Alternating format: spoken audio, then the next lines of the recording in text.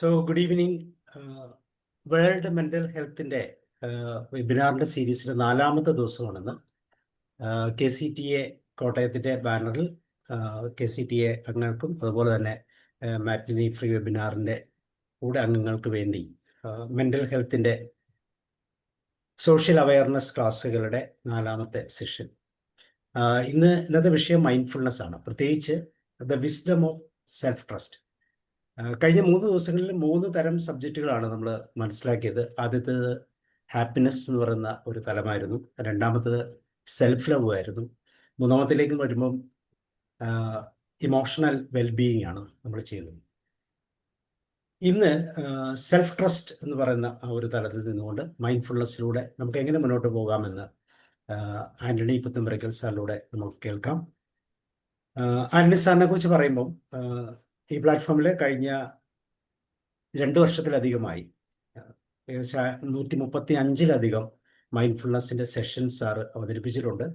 Sir സ്വദേശം കൊണ്ട് ഇടുക്കിയാണെങ്കിലും ഇപ്പോൾ സാറ് ഓസ്ട്രിയ വിയന്നയിലാണ്. അവിടെ UN വർക്ക് ചെയ്തു. റിട്ടയർമെൻറ്റിന് ശേഷം മൈൻഡ്ഫുൾനെസ്സിൻ്റെ ക്ലാസ്സുകൾ വിയന്നയിലുള്ള സ്കൂൾ കുട്ടികൾക്ക് വേണ്ടി ചെയ്യുന്നു.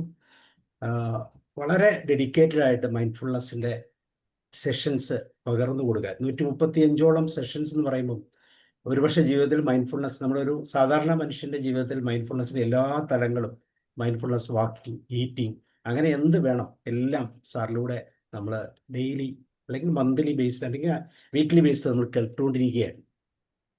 അപ്പോൾ ഇന്ന് പുതിയൊരു സെഷനിലേക്ക് നമുക്ക് പോകാം. നിങ്ങളെല്ലാവരെയും ഈ പ്രോഗ്രാമിലേക്ക് പ്രത്യേകം ക്ഷണിക്കുകയാണ്. പ്രത്യേകിച്ച് KCTA ഭാരവാഹികൾ, പ്രത്യേകിച്ച് മനോഹർ ലാൽ സാറ്, അതുപോലെ തന്നെ കോട്ടയം KCTA ഭാരവാഹികൾ എല്ലാവരും എത്തിച്ചേർന്നിട്ടുണ്ട്. അപ്പോൾ നിങ്ങളെല്ലാവരെയും സ്നേഹത്തോടെ സ്വാഗതം ചെയ്യുന്നു. അതോടൊപ്പം ആൻ്റണി സാറിനെ ഞാൻ ഇതിലേക്ക് ക്ഷണിക്കുകയാണ്. Antony sir, you are welcome. Okay, thank you sir. ഞാൻ എല്ലാവർക്കും ഒരു നല്ല സായാഹ്നം ആശംസിക്കുന്നു. അതുപോലെ ഇന്ന് പ്രത്യേകതയുണ്ട്, കാരണം പുതിയ മുഖങ്ങളുണ്ട്. പുതിയ KCTA അംഗങ്ങളും ഭാരവാഹികളും ആയിട്ടുള്ള നിങ്ങളെ പരിചയപ്പെടാൻ സാധിച്ചതിൽ ഒത്തിരി സന്തോഷം. അതുപോലെ സാബു സാറിന്റെ നേതൃത്വത്തിൽ നടക്കുന്ന ഈ മെന്റൽ ഹെൽത്ത് വീക്കിന്റെ ഒരു ഭാഗമായിട്ട് ഒരു ടോക്ക് നിങ്ങൾക്ക് വേണ്ടി എടുക്കാൻ എനിക്ക് സാധിക്കുന്നതിൽ എനിക്ക് സന്തോഷമുണ്ട്. അപ്പം നിങ്ങൾക്ക് എല്ലാവർക്കും, പുതിയ സംഘടന ആണോ എന്ന് എനിക്ക് കൃത്യം അറിയില്ല, എനിവേ KCTA-ക്കും അതുപോലെ തന്നെ ഇങ്ങനെ ഉള്ള ഈ മെന്റൽ ഹെൽത്ത് വീക്കിന്റെ പ്രത്യേകമായിട്ടുള്ള ഭാരവാഹികൾക്ക് ഞാൻ എല്ലാ അനുമോദനങ്ങളും അറിയിക്കുന്നു. അതിന്റെ ഒരു ഭാഗമാകാൻ സാധിച്ചതിൽ എനിക്ക് സന്തോഷവുമുണ്ട്. ഓക്കെ, കൂടുതൽ ആമുഖം പറഞ്ഞ് ഞാൻ നിങ്ങളുടെ സമയം കളയുന്നില്ല. ഇന്ന് ഞാൻ സംസാരിക്കുന്ന വിഷയം എന്ന് പറയുന്നത് വിസ്ഡം ഓഫ് സെൽഫ് ട്രസ്റ്റ് എന്നുള്ളതാണ്. കഴിഞ്ഞ മാസം ഇപ്പൊ ഞാൻ എല്ലാ ആഴ്ചകളിലും എടുത്തുകൊണ്ടിരുന്നു. പക്ഷെ എനിക്ക് ഓസ്ട്രിയയിൽ കുറേയേറെ കൂടുതലായിട്ടുള്ള കമ്മിറ്റ്മെന്റ് എനിക്ക് ഉള്ളത് കൊണ്ട് ഞാൻ മാസത്തിൽ ഒരിക്കലായിട്ട് അത് കുറച്ചു. കാരണം ബാക്കിയുള്ള സമയങ്ങളിൽ ഞാൻ ഓസ്ട്രിയൻ സ്കൂളുകളിൽ കുട്ടികൾക്കും അതുപോലെ തന്നെ അധ്യാപകർക്കും വേണ്ടിയിട്ട് മൈൻഡ്ഫുൾനെസ്സിന്റെ ക്ലാസ് എടുത്ത് കൂടുതലായിട്ട് ആ രീതിയിൽ, കാരണം ഞാൻ ഇവിടെ താമസിക്കുന്ന ആളായതുകൊണ്ട് കൂടുതൽ ഇവരുമായിട്ട് ഇങ്ങനെ ഇന്റഗ്രേറ്റ് ചെയ്ത് പോകുന്നതിന് വേണ്ടിയിട്ടാണ്. അതുപോലെ തന്നെ ഇവിടുത്തെ സ്കൂളുകളിലെ പ്രധാനപ്പെട്ട വിഷയം എന്ന് പറയുന്നത് ഞാൻ എടുക്കുന്നത് ഇന്റഗ്രേഷനെ കുറിച്ചാണ്. അതായത് മറ്റ് പല രാജ്യങ്ങളിൽ നിന്ന് ഇവിടെ വന്നിട്ടുള്ള ആളുകൾക്ക് അനുഭവിക്കുന്ന, പ്രത്യേകിച്ച് സ്കൂൾ കുട്ടികൾക്കുണ്ടാകുന്ന ആ ഇന്റഗ്രേഷൻ പ്രോബ്ലം, അത് സോൾവ് ചെയ്യുന്നതിന് വേണ്ടിയിട്ടുള്ള ആ രീതിയിലുള്ള ആ ഒരു പ്രത്യേക ഓറിയന്റേഷനിലാണ് എൻ്റെ ക്ലാസ്സുകൾ കൂടുതലായിട്ടും പോകുന്നത്. ഓക്കെ, കഴിഞ്ഞ ആഴ്ചയിൽ അല്ലെങ്കിൽ കഴിഞ്ഞ മാസം ഞാൻ എടുത്തത് സെൽഫ് ട്രസ്റ്റിനെ കുറിച്ചായിരുന്നു ഞാൻ എടുത്തത്. ഈ ആഴ്ചയിൽ ഞാൻ എടുക്കുന്നത് the wisdom of self trust എന്നുള്ളതാണ്. വിസ്ഡം ഓഫ് സെൽഫ് ട്രസ്റ്റ് എന്ന് പറയുന്നത് വാസ്തവത്തിൽ നമുക്ക് ഉണ്ടായിരിക്കേണ്ട ഒന്നാണ്. നമുക്കറിയാം, അനുഭവജ്ഞാനം എന്ന് പറയുന്നത്. ഭൂരിപക്ഷം മനുഷ്യരെ സംബന്ധിച്ചിടത്തോളം ഈ വിസ്ഡം ഓഫ് സെൽഫ് ട്രസ്റ്റ് എന്ന് പറയുന്നത് ഇല്ലാത്തവരാണ്. അവനവനെ തന്നെ വിശ്വസിക്കാൻ കഴിയാത്ത, അതായത് എപ്പോഴും ഓരോ തീരുമാനങ്ങൾ എടുക്കുമ്പോഴും നമ്മൾ അനുദിന ജീവിതത്തിൽ തീരുമാനങ്ങൾ എടുക്കുന്നവരാണ്. അപ്പൊ ആ തീരുമാനം എടുത്തതിന് ശേഷം മിക്കവരും തെറ്റിപ്പോയി കഴിഞ്ഞാൽ, അല്ലെങ്കിൽ തെറ്റിയെന്ന് സ്വയം തോന്നുകയോ അല്ലെങ്കിൽ മറ്റുള്ളവർ പറയുകയോ ചെയ്യുന്ന നിമിഷത്തിൽ ഒത്തിരി കുറ്റബോധത്തിലേക്കും നിരാശയിലേക്കും പോകുന്നുണ്ട്. അപ്പോൾ ആളുകൾക്ക് കൂടുതൽ ഊർജം നൽകുക, അല്ലെങ്കിൽ അവനവൻ്റെതായിട്ടുള്ള ആ മണ്ഡലത്തിൽ കൂടുതൽ മൈൻഡ്ഫുൾ ആയിട്ട്, തീർച്ചയായിട്ടും നമ്മളൊരു തീരുമാനം എടുക്കുമ്പോൾ നമ്മൾ വൈകാരികമായിട്ടുള്ള ആ ബുദ്ധിമുട്ടുള്ള സമയത്തല്ല ഒരു തീരുമാനം എടുക്കേണ്ടതെന്ന് നിങ്ങൾക്കൊക്കെ അറിയാം. കാരണം നിങ്ങൾ കൂടുതലായിട്ടും സൈക്കോളജിയിലും കൗൺസിലിങ്ങിലും ഒക്കെ വർക്ക് ചെയ്യുന്നവരാണ്.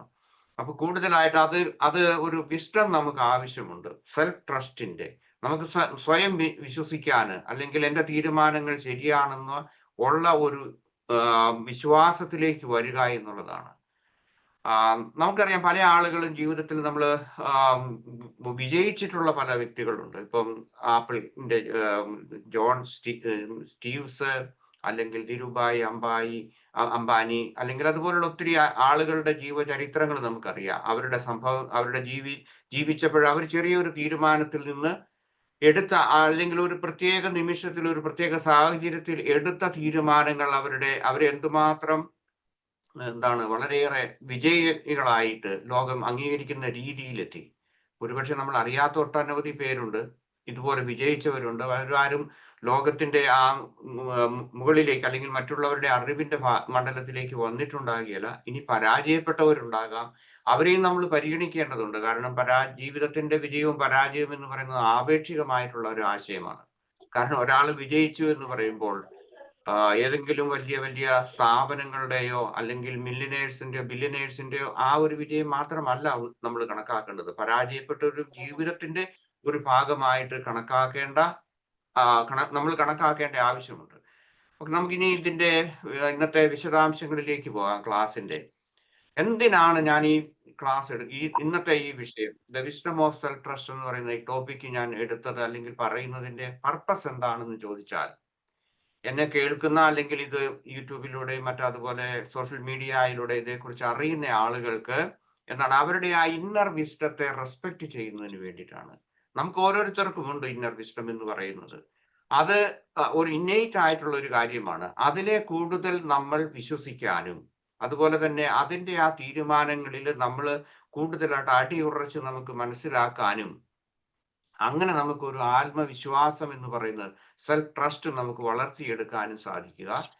അതോടൊപ്പം തന്നെ അങ്ങനെ നമ്മൾ എടുക്കുന്നതിന് വേണ്ടി അവരെ നമ്മൾ പ്രോത്സാഹിപ്പിക്കുകയാണ്. എങ്ങനെയാണ് നമ്മുടെ ജീവിതത്തിലേക്ക് നമുക്ക് കൂടുതൽ ശാന്തിയും സമാധാനവും, അതുപോലെ തന്നെ ഒരു ക്ലിയർ ആയിട്ടുള്ള ഒരു വിഷൻ നമ്മുടെ ജീവിതത്തിൽ ഉണ്ടാകാൻ വേണ്ടി, അല്ലെങ്കിൽ കൂടുതലായിട്ട് നമ്മളിൽ തന്നെ കൂടുതൽ വിശ്വസിക്കാനുള്ള ഒരു കഴിവ് അവരിൽ വളർത്തിയെടുക്കുക എന്നുള്ളതാണ്.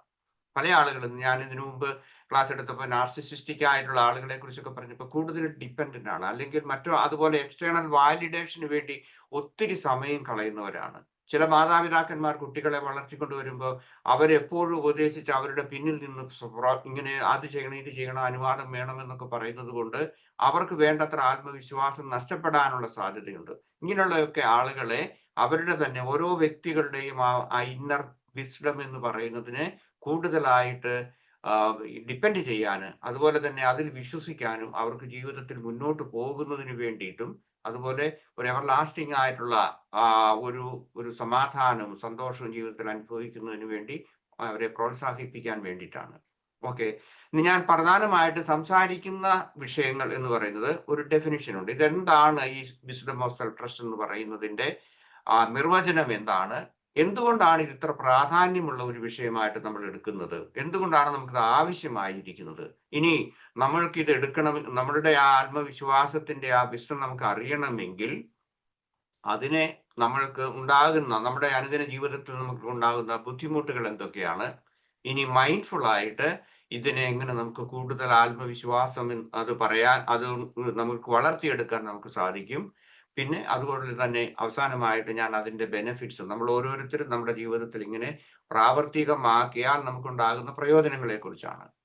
ഓക്കെ, ആദ്യമായിട്ട് നമുക്കൊരു നിർവചനത്തിലേക്ക് പോകാം. What is the wisdom of self trust എന്ന് പറയുന്നത് എന്താണ് എന്ന് ചോദിച്ചാല് ഉത്തരം ഇതാണ്. The wisdom of self trust എന്ന് പറയുന്നത് നമ്മുടെയൊക്കെ ഉള്ളിൽ ആന്തരികമായ മൗനം, അതുപോലെ തന്നെ നമുക്ക് എല്ലാവരിലുമുള്ള ഒരു മൗനത്തിന്റെ അല്ലെങ്കിൽ ഒരു തീരുമാനം എടുക്കുന്നതിന് വേണ്ടി എപ്പോഴും നിശ്ചലമായി നിൽക്കുന്ന ഒരവസ്ഥയുണ്ട്.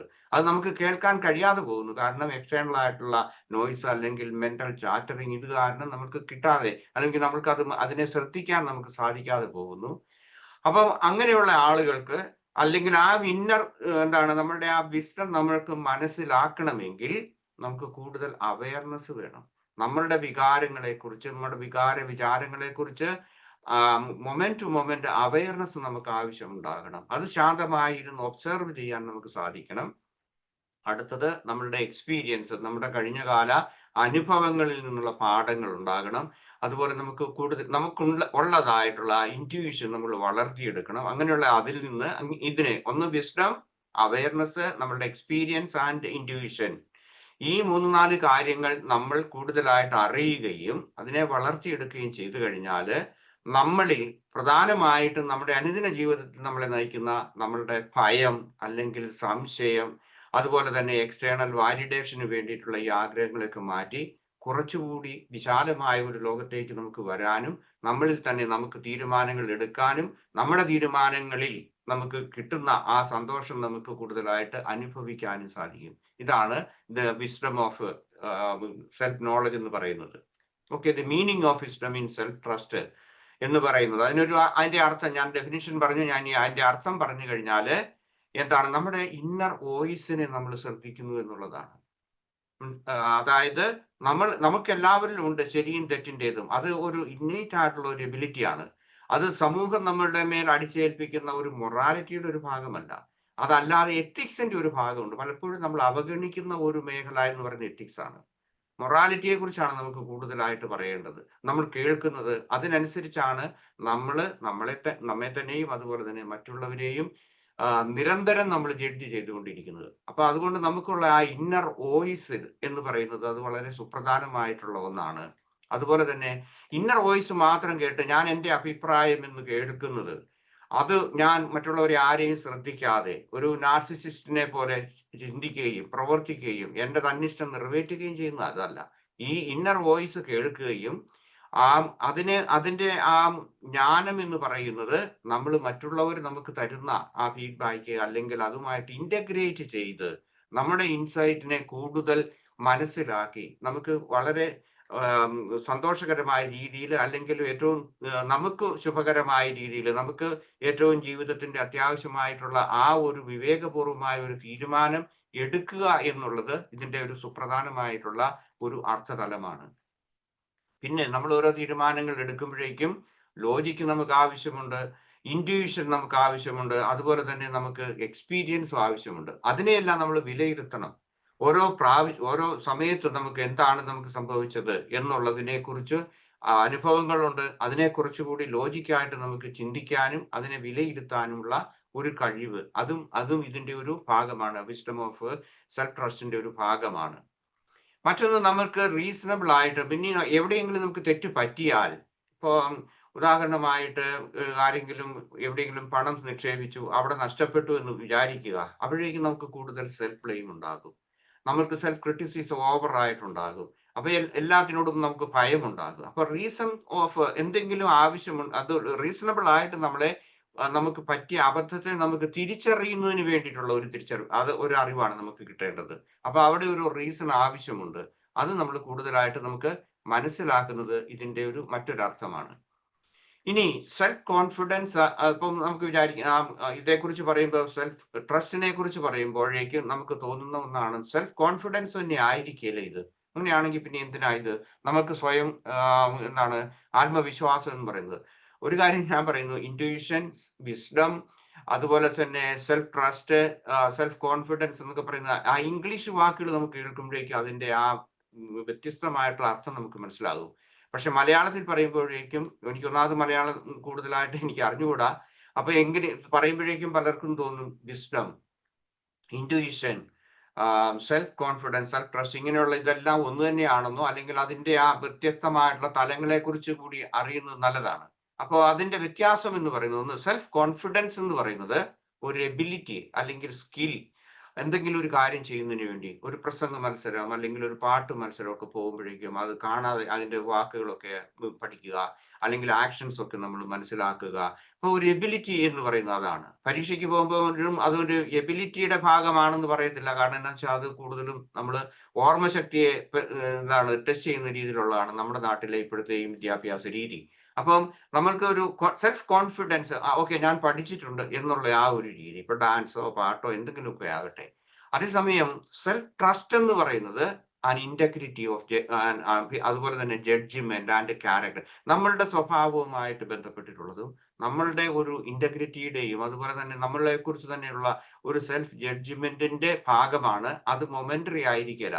ഒരു മത്സരത്തിൽ പോയി അവിടെ എന്താണ് നമുക്ക് ചെയ്തു കഴിഞ്ഞാൽ, ഇപ്പൊ ഡാൻസ് പ്രോഗ്രാമിന് പോയി, കോമ്പറ്റീഷന് പോയി ഡാൻസ് കഴിഞ്ഞു കഴിഞ്ഞാൽ പിന്നെ അത് തീർന്നു. പക്ഷെ അതേ സമയത്തോളം സെൽഫ് ട്രസ്റ്റ് എന്ന് പറയുന്നത് ആ ഒരു പ്രത്യേക ടൈമിന്റെ കഴിഞ്ഞു കഴിയുമ്പോഴും അതിൻ്റെതായിട്ടുള്ള ആ ഒരു കണ്ടിന്യൂവേഷൻ നമുക്ക് ഉണ്ടായിരിക്കും. ദെൻ അടുത്തത് സെൽഫ് കോൺഫിഡൻസ് എന്ന് പറയുന്നത് സിറ്റുവേഷണൽ ആണ്. ഇപ്പം പബ്ലിക് സ്പീക്കിംഗ് എന്ന് പറയുന്നത് ഒരു സിറ്റുവേഷണൽ ആണ്. പക്ഷെ സെൽഫ് ട്രസ്റ്റ് എന്ന് പറയുന്നത് ഫണ്ടമെന്റൽ ആൻഡ് ഹോളിസ്റ്റിക് ആണ്. അതായത് നമ്മളെ സംബന്ധിച്ചിടത്തോളം അത് കൂടുതൽ നമ്മളുടെ സ്വഭാവത്തെയും അതുപോലെ തന്നെ നമ്മളുടെ വ്യക്തിത്വത്തെയും ഒക്കെ വളർത്തിയെടുക്കുന്നത് അല്ലെങ്കിൽ രൂപീകരിക്കുന്ന ഒന്നായിട്ടാണ് കാണുന്നത്. മറ്റൊന്ന് സെൽഫ് കോൺഫിഡൻസ് എന്ന് പറയുന്നത് നമ്മളുടെ പാസ്റ്റ് എക്സ്പീരിയൻസ് സക്സസിനെ ആശ്രയിച്ചാണ് ഇരിക്കുന്നത്. അതാണ് ഞാൻ മത്സരത്തിന് പോയി എനിക്ക് സമ്മാനം കിട്ടി എന്ന് പറയുന്നത്. പക്ഷേ സെൽഫ് ട്രസ്റ്റ് എന്ന് പറയുന്നത് commitment to your self and your value, നമ്മുടെ വാല്യൂസിനോടും നമ്മളോട് തന്നെയുമുള്ള ആ കമ്മിറ്റ്മെന്റിനെ കുറിച്ചാണ്. അതിന്റെ ആ ഒരു എത്തിക്കൽ അല്ലെങ്കിൽ ആ ഒരു ലെവലിലാണ് നമ്മൾ അതിനെ കാണേണ്ടത്. ഓരോ വ്യക്തികളും അവനവനോട് തന്നെ കാണിക്കുന്ന ആ ആത്മാർത്ഥത അല്ലെങ്കിൽ അതുപോലെയുള്ള വാല്യൂ സിസ്റ്റത്തെയാണ്. മറ്റൊന്ന് സെൽഫ് കോൺഫിഡൻസ് എന്ന് പറയുന്ന ആക്ഷൻസിനെയാണ്. അല്ലെ, നമ്മളിപ്പം ഏതെങ്കിലും ഒരു പ്രോഗ്രാമിൽ എന്തെങ്കിലും ചെയ്യുന്ന സമയത്ത് നമ്മൾക്ക് കൂടുതൽ ആക്ഷൻസിനെ സംബന്ധിച്ചാണ്. ആക്ഷൻ എന്ന് പറഞ്ഞാൽ നമ്മളുടെ ഇപ്പൊ എന്താണ് ഒരു നടീനടന്മാരുടെ ആക്ഷൻസിനെ പോലെ മാത്രമല്ല, ഏതെങ്കിലും ഒരു പ്രത്യേക പ്രവൃത്തിയുടെ പ്രകടനമാണ്. അതേസമയം സെൽഫ് ട്രസ്റ്റ് എന്ന് പറഞ്ഞു കഴിഞ്ഞാൽ a purpose and meaning in ലൈഫിന്റെ ഒരു ഭാഗം കൂടിയാണ്. നമ്മുടെ സെൽഫ് ട്രസ്റ്റിന് അതാണ് കൂടുതലായിട്ട്. അല്ലാതെ ഏതെങ്കിലും ഒരു പ്രവൃത്തി ചെയ്യുന്നു എന്നുള്ളതിനേക്കാൾ കൂടുതൽ നമ്മൾക്ക് നമ്മളുടെ ആക്ഷൻസിന്റെയും നമ്മളുടെ ഇന്റഗ്രിറ്റിയുടെ ഒരു ഭാഗമായിട്ടാണ് വരുന്നത്. അല്ലെങ്കിൽ നമ്മളുടെ എന്താണ് പർപ്പസ് ആൻഡ് മീനിങ് ഇൻ നമ്മൾ ഓരോ വ്യക്തിയുടെയും ലൈഫിലേക്ക് ഉള്ളതാണ്. ഓക്കെ, ഇനി നമുക്ക് നമുക്ക് ചിന്തിക്കാനുള്ളത് എന്താണ് ഇത് ഇത്ര പ്രാധാന്യമുള്ള ഒരു വിഷയമാണോ നമ്മളെ സംബന്ധിച്ചിടത്തോളം എന്നുള്ളതാണ്. എന്തുകൊണ്ടാണ് ഇത് നമ്മുടെയൊക്കെ ഓരോരുത്തരുടെയും ജീവിതത്തിൽ ഇത് പ്രാധാന്യമുള്ള വിഷയമാകുന്നത്? ഒന്നാമത്തെ കാര്യം, ഇത് വളരെ നമുക്ക് സുപ്രധാനമായിട്ടുള്ള ഒരു കാര്യമാണ്. പക്ഷെ പലരും അതേക്കുറിച്ച് കൂടുതലായിട്ട് സംസാരിക്കുകയോ അല്ലെങ്കിൽ നമ്മുടെ സമൂഹത്തിൽ പഠിപ്പിക്കുകയോ അല്ലെങ്കിൽ ഇങ്ങനെ സംസാരിക്കുകയോ ചെയ്യാത്ത ഒന്നാണ്. ഒന്നാമത് ഈ സെൽഫ് ട്രസ്റ്റ് വരുമ്പോഴേക്കും നമുക്ക് കൂടുതലായിട്ട് നമുക്ക് റെസീലിയൻസ്, നമ്മളുടെ ജീവിതത്തിൽ പ്രശാന്തത നമുക്ക് അനുഭവിക്കുന്നതിനും അതുപോലെ തന്നെ നമ്മളുടെ അനിശ്ചിതത്വത്തെ ഒന്ന് നാവിഗേറ്റ് ചെയ്യുന്നതിന് നമുക്ക് സഹായിക്കുന്ന ഒന്നാണ് the wisdom of self trust എന്ന് പറഞ്ഞു കഴിഞ്ഞാൽ. കൂടുതൽ റെസീലിയന്റ് ആകാൻ, കൂടുതൽ പ്രശാന്തത അല്ലെങ്കിൽ കൂടുതൽ സന്തോഷം, സമാധാനം ഇതെല്ലാം അറിയുന്നതിന് വേണ്ടിയിട്ടും ജീവിതത്തിൽ എപ്പോഴും ഒരു അനിശ്ചിതത്വം ഇല്ലാത്ത ഒരവസ്ഥയിൽ ജീവിക്കുന്നതിന് വേണ്ടിയിട്ടുമാണ് സഹായിക്കുന്നത്. പലപ്പോഴും ആളുകൾക്ക് ഒരു നല്ല ശതമാനം ആളുകൾക്കും അൺസർട്ടനിറ്റി ആണ് ജീവിതത്തിൽ അനുഭവപ്പെടുന്നത്. എഴുന്നേൽക്കുമ്പോൾ തൊട്ട് അല്ലെങ്കിൽ ഓരോ ജീവിതകാലം മുഴുവനും എന്താണ് ചെയ്യേണ്ടത്, എങ്ങനെയാണ് എന്നുള്ളതിനെ കുറിച്ചാണ്. അതുകൊണ്ട് കൂടുതൽ ആളുകളോട് നമ്മൾ മറ്റുള്ളവരോട് അഭിപ്രായം ചോദിക്കും. നമ്മൾ ഒരു കാര്യം മനസ്സിലാക്കേണ്ടത്, നമ്മൾ ഓരോ അഭിപ്രായം പറയുന്നത് അവരുടെ സ്വാർത്ഥത അല്ലെങ്കിൽ അവരുടെ ഇമോഷണൽ ആയിട്ടുള്ള ആ ഒരു ബാക്ക്ഗ്രൗണ്ടിനെ വെച്ചാണ് ഓരോരുത്തരും പറയുന്നത്. ഒരു തീരുമാനം എടുക്കാൻ പറയുമ്പോൾ, ഇപ്പൊ ഉദാഹരണമായിട്ട് നിങ്ങളൊക്കെ കൗൺസിലിങ്ങിലൊക്കെ ബന്ധപ്പെട്ടവരാണ്. ഇപ്പൊ ഒരു ഫാമിലി പ്രോബ്ലം വരുന്ന ആരെങ്കിലും വന്ന് സംസാരിച്ചാൽ, ഭാര്യയോ ഭർത്താവോ അല്ലെ രണ്ടുപേരും വന്ന് സംസാരിച്ചു കഴിഞ്ഞാൽ പറഞ്ഞു കൊടുക്കുന്ന ആ ഉപദേശങ്ങളിൽ അല്ലെങ്കിൽ അവരെ സഹായിക്കുന്ന ആ രീതിയിൽ നിങ്ങളുടേതായിട്ടുള്ള പേഴ്സണാലിറ്റിയുടെ ഒരു ഭാഗമായിട്ടും അതും അനുഭവപ്പെടും. ഇല്ലേ? നമ്മൾ എന്തുമാത്രം ശാന്തമാണോ അല്ലെങ്കിൽ ഒരു കൗൺസിലർ എത്രമാത്രം ശാന്തമായിട്ടാണ് അതിന്റെ കാര്യങ്ങളെ അയാളുടെ തന്നെ ജീവിതത്തിൽ കാണുന്നതിന് അതും അനുസരിച്ചായിരിക്കും പറയുന്നത്. അപ്പൊ അതുപോലെ പല ആളുകളും കൗൺസിലേഴ്സ് പറഞ്ഞത് കൊണ്ട് തീരുമാനമെടുത്തത് കൊണ്ട് ജീവിതം വീണ്ടും അത് ബുദ്ധിമുട്ടായി തീർന്നിട്ടുള്ള എത്രയോ ആളുകൾ ഉണ്ടാകും. എനിക്കറിയാം, ഞാൻ ഇവിടെ തന്നെ ഞാൻ ഓർക്കുന്നുണ്ട്, ഒരാള് ഒരു ഭാര്യയും ഭർത്താവും തമ്മിൽ പ്രശ്നമുണ്ടായി. അതായത് അവര് വിവാഹം ചെയ്ത് ആദ്യ നാളുകളിൽ തന്നെ 1 വർഷം കുടുംബത്തിനുള്ളിൽ തന്നെ പ്രശ്നമായി കഴിഞ്ഞപ്പോഴേക്കും അവരുടെ ഒരു ചേച്ചി ഇവിടെ ഉണ്ടായിരുന്നു. അപ്പൊ ആ ചേച്ചിയോട് പോയി ചോദിച്ചു. ചേച്ചി അവിവാഹിതയുമാണ്. അവരോട് പോയി പറഞ്ഞു, എനിക്ക് ഇങ്ങനെ പ്രശ്നമുണ്ടെന്ന് പറഞ്ഞു കഴിഞ്ഞപ്പോഴേക്കും ചേച്ചി പറഞ്ഞു, നീ ഡൈവോഴ്സ് ചെയ്യാൻ പറഞ്ഞു. അപ്പൊ അത് പിന്നീട് അത് ഓക്കെ, അതിന്റെ ബാക്കി കാര്യങ്ങൾ ഞാൻ പറയുന്നില്ല. അതുപോലെ ഇതുപോലെയുള്ള ഒത്തിരി ഉദാഹരണങ്ങൾ നിങ്ങളുടെ ജീവിതത്തിലും കാണും. അടുത്തത് നമ്മളുടെ ആ തീരുമാനം എടുക്കുന്നതിനുള്ള ആ അതിന്റെ ആ തീരുമാനം എടുക്കാനുള്ള ശക്തി, അതിന്റെ ഊർജം, അല്ലെങ്കിൽ അതിന് കൂടുതൽ സാധൂകരിക്കുന്നതാണ്. It strengthens your decision making ability. അതിന് സഹായിക്കുന്നതാണ്. മറ്റൊരു കാര്യം എന്ന് പറയുന്നത് emotional stability and inner peace. നമുക്ക് നമ്മളുടെ തീരുമാനങ്ങൾ എടുക്കുമ്പോഴേക്കും നമുക്ക് ആ സന്തോഷം, അല്ലെങ്കിൽ ഒരു സംതൃപ്തി, അതുപോലെ തന്നെ ആത്മീയ സമാധാനം, അല്ലെങ്കിൽ ആത്മസമാധാനം, ആത്മീയമല്ല കേട്ടോ, ആത്മസമാധാനം എന്ന് പറയുന്നത് നമുക്ക് അത് കൂടുതലായിട്ട് നമുക്ക് കിട്ടും. അതായത് നമ്മുടെ വൈകാരികമായിട്ടുള്ള നമ്മളുടെ ആ സന്തുലിതാവസ്ഥ നമുക്ക് അത് നിലനിർത്താൻ നമുക്ക് സാധിക്കും. ദെൻ അടുത്തത് നമ്മളുടെ ആ ഒതന്റിസിറ്റി ആണ്. ഒരു വ്യക്തി എന്ന നിലയിൽ ഓരോരുത്തർ എടുക്കുന്ന ആ തീരുമാനങ്ങളുടെ posters authenticity, who you are or who am I എന്നുള്ള ആ ഒരു തീരുമാനം എടുക്കുന്നതിന്റെ അതിന്റെ ആ ഒതന്റിസിറ്റി നമുക്കുണ്ടാകും. അതുപോലെ റെസ്പോൺസിബിലിറ്റിയും എടുക്കാൻ നമ്മൾ തീരുമാനിക്കും. എന്താണ് നമ്മൾ കടപ്പെട്ടവരാണ്. അതുപോലെ തന്നെ അതിൽ നമുക്ക് സന്തോഷമുണ്ടാകും. അതുപോലെ നമ്മുടെ പ്രവർത്തികൾ എന്ന് പറയുന്നത് മറ്റുള്ളവരുടെ പ്രതീക്ഷയ്ക്കൊത്ത് നീങ്ങാനോ അവരില്ലെങ്കിൽ അവരെ സന്തോഷിപ്പിക്കാനോ വേണ്ടിയിട്ടുള്ളതല്ല. നേരെ മറിച്ച് എൻ്റെ ജീവിതത്തിൽ ഞാൻ തന്നെ എടുക്കുന്ന, അല്ലെങ്കിൽ എൻ്റെ ആന്തരികമായിട്ടുള്ള ഒരു അവസ്ഥയെ മനസ്സിലാക്കിക്കൊണ്ട് ഞാൻ ചെയ്യുന്നതിൻ്റെ ഒരു ഭാഗമായിട്ടാണ്. ഇനി നമുക്ക് അടുത്തത് എന്താണ് സാധാരണ അനുദിന ജീവിതത്തിൽ ഒരു വ്യക്തികൾക്കുണ്ടാകുന്ന പ്രധാനപ്പെട്ട പ്രശ്നങ്ങൾ എന്താണ്, അല്ലെങ്കിൽ ഓബ്സ്റ്റക്കിൾസ് എന്താണ്, തടസ്സങ്ങൾ എന്താണ്, കൂടുതലായിട്ട് നമ്മളെ തന്നെ വിശ്വസിക്കുന്നതിൽ നമ്മൾക്കുണ്ടാകുന്ന പ്രശ്നങ്ങൾ എന്താണ്, അല്ലെങ്കിൽ തടസ്സങ്ങൾ എന്താണെന്ന് നമുക്ക് നോക്കാം. ഒന്ന്, എല്ലാ കാര്യങ്ങളും നമുക്ക് ഫിയർ ഓഫ് ഫെയിലിയർ ഉണ്ടാകും. തോറ്റുപോകുമോ, അല്ലെങ്കിൽ ഇതിങ്ങനെ ഈ തീരുമാനം എടുത്തു കഴിഞ്ഞാൽ ഇത് പാളിപ്പോകുമോ, അല്ലെങ്കിൽ എന്തെങ്കിലും പരാജയപ്പെടുമോ എന്നുള്ളതാണ്. ചിലരെ സംബന്ധിച്ച് ഇപ്പോൾ ചില വിദ്യാർത്ഥികളൊക്കെ ഉണ്ടാകും, പരീക്ഷ എഴുതാൻ ഭയമാണ്, കാരണം തോറ്റുപോകുമോ എന്നുള്ള ഭയം, അല്ലെ? അതുപോലെ തന്നെ ആ ഒരു വിശ്വാസക്കുറവ്, അവനവനെ കുറിച്ചുള്ള വിശ്വാസക്കുറവ്, fear of failure or rejection, മറ്റുള്ളവരെന്നെ ഉപേക്ഷിക്കും അല്ലെങ്കിൽ റിജക്റ്റ് ചെയ്യുമോ എന്നുള്ള ആ ഒരു ഭയം നമുക്ക് സാധാരണഗതിയിൽ മനുഷ്യർക്കുണ്ടാകുന്ന ഒരു വിഷയമായിട്ട് വരുന്നു. അതുപോലെ തന്നെ മറ്റുള്ളവരെ സുഖിപ്പിക്കുക അല്ലെങ്കിൽ സന്തോഷിപ്പിക്കുക, അതുപോലെ അങ്ങനെയൊക്കെ ചെയ്യുന്നതിന് വേണ്ടി കൂടുതലായിട്ടുള്ള അവരവരുടെ തന്നെ ആ ഒരു ജഡ്ജ്മെന്റ്, അങ്ങനെ ഒരു തീരുമാനത്തിൽ എത്തുന്നതിന് വേണ്ടി മറ്റുള്ളവരെ നമ്മൾ കൂടുതലായിട്ട് ഡിപ്പെൻഡ് ചെയ്യുന്നു. എപ്പോഴും പോയി ചോദിക്കും. അപ്പം ഞാൻ പണ്ട് പറഞ്ഞിട്ടുള്ളതാണ്, അതായത് നാർസിസിസ്റ്റിക് ആയിട്ടുള്ള, ഇപ്പൊ ഒരു ഹസ്ബൻഡ് അങ്ങനെയാണ്, അല്ലെ ഭാര്യ ആണെങ്കിലും അതെ, ഞാൻ പറഞ്ഞു, അല്ലെങ്കിൽ ബോസ്, ഇങ്ങനെയുള്ള ആളുകളുടെ ജീവിക്കുന്നവർ അല്ലെങ്കിൽ ജോലി ചെയ്യുന്നവർ എപ്പോഴും പോയി ചോദിക്കും, എന്താ ചെയ്യണ്ടേ എന്നുള്ളത്. അപ്പൊ അവരുടെ തീരുമാനങ്ങൾക്ക് അനുസരിച്ചാണ്. കാരണം ഞാൻ ഇനി എന്റെ ഉത്തരവാദിത്വം എടുക്കുന്നില്ല, അല്ലെങ്കിൽ എനിക്ക് പറ്റാൻ എനിക്ക് ആവശ്യമില്ല, അല്ലെങ്കിൽ ബ്ലെയിം ചെയ്യും എന്നുള്ളത് കൊണ്ട്. അപ്പൊ അതുകൊണ്ട് തീരുമാനങ്ങൾ എടുക്കുന്നതിന് വേണ്ടി നമ്മൾ കൂടുതലായിട്ടും മറ്റുള്ളവരെ ആശ്രയിക്കുന്നു. പിന്നെ മറ്റൊന്ന്, നമ്മൾ എപ്പോഴും നമ്മുടെ സംസ്കാരം അങ്ങനെയാണ്, എപ്പോഴും അങ്ങനെയുള്ളതാണ്. അതായത് കമ്പാരിസൺ, മറ്റുള്ളവരുമായിട്ട് നമ്മൾ കമ്പയർ ചെയ്യാനാണ് ചെയ്യുന്നത്. അപ്പൊ അതിപ്പം പ്രത്യേകിച്ച് കൂടുതലായിട്ട് വരുന്ന സോഷ്യൽ മീഡിയ ഉള്ളതുകൊണ്ടാണ്. അല്ലെങ്കിൽ ഇപ്പം +2 പാസ്സായ അയൽക്കാരുടെ അല്ലെങ്കിൽ മറ്റുള്ളവരുടെ ഇത് വരുമ്പോഴേക്കും ചിലപ്പം നിന്റെ കൊച്ചെന്താണ് പഠിക്കുന്നത്, അതിന്റെ ജോലി സാധ്യത എന്താണ്, അതുകൊണ്ടെന്നാ ഇതും പഠിപ്പിക്കാം, അല്ലെങ്കിൽ അത് അങ്ങനെയാണ് ഇങ്ങനെയാണ്. ഇപ്പൊ അങ്ങനെ ആ രീതിയിലുള്ള ഒരു തീരുമാനങ്ങൾ. അതുപോലെ തന്നെ നിന്റെ നീ വെച്ച വീടിന്റെ ബെഡ്റൂം എത്രയുണ്ട്, അല്ലെങ്കിൽ നിന്റെ കാറിന്റെ വില എന്താണ്, നിന്റെ കാറിന്റെ മോഡൽ എന്താണ്, അല്ലെങ്കിൽ അതിന്റെ മാർക്ക് എന്താണ്, ഇതെല്ലാം നമ്മൾ അന്വേഷിക്കുന്നു. എല്ലാ കാര്യങ്ങളും നമ്മൾ കമ്പയർ ചെയ്യാൻ വേണ്ടി നോക്കുന്നു. മറ്റൊന്ന്, പാസ്റ്റ് മിസ്റ്റേക്ക്, അതായത് നമുക്ക് ഇന്നലകളിൽ ഉണ്ടായിട്ടുള്ള ആ തെറ്റുകൾ, അതിനെ നമ്മളെ സംബന്ധിച്ചിടത്തോളം വീണ്ടും ഇനി അത് വേണോ എന്നുള്ളതാണ്. ഇപ്പൊ ഞാൻ മുമ്പേ പറഞ്ഞതുപോലെ, ഇപ്പൊ ഏതെങ്കിലും തരത്തിൽ പണം നമ്മൾ ഇൻവെസ്റ്റ് ചെയ്തു, അത് ഒന്ന് പൊളിഞ്ഞു പോയി, അല്ലെങ്കിൽ അത് വളരെ നമ്മൾ ചീറ്റ് ചെയ്യുന്നവരായിരുന്നു, ഇനിയും പണം ഉണ്ട്, അല്ലെങ്കിൽ ഇനി ഇൻവെസ്റ്റ് ചെയ്യണം. പലപ്പോഴും നമ്മളുടെ ഗ്രീഡിനെസ് ആണ് ഇതിനെല്ലാം കൊണ്ടുപോകുന്നത്, അല്ലേ? സാധാരണഗതിയിൽ ബാങ്കിൽ 4-5% ഉള്ളപ്പോൾ 12%, അല്ലെങ്കിൽ 40%, 60%. എനിക്കറിയാം, കാനഡയിൽ ഒരാൾ 60% വരെ ഓഫർ ചെയ്തു. എന്നിട്ട് പ്രൈവറ്റ് ആയിട്ടാണ് വാങ്ങിയത്. അപ്പൊ 60% ഇത് കിട്ടുമല്ലോ, ബാങ്കിൽ ഇട്ട് കഴിഞ്ഞാൽ ഈ യൂറോപ്യൻ അല്ലെങ്കിൽ വെസ്റ്റേൺ കൺട്രീസിലൊക്കെ ഇവിടെ 0.25% അല്ലെ 0.75% ഒക്കെയാണ് ഇവിടുത്തെ ഇൻട്രസ്റ്റ് റേറ്റ് എന്ന് പറയുന്നത്, നമ്മൾക്ക് പണം ഉണ്ടെന്നുണ്ടെങ്കിൽ.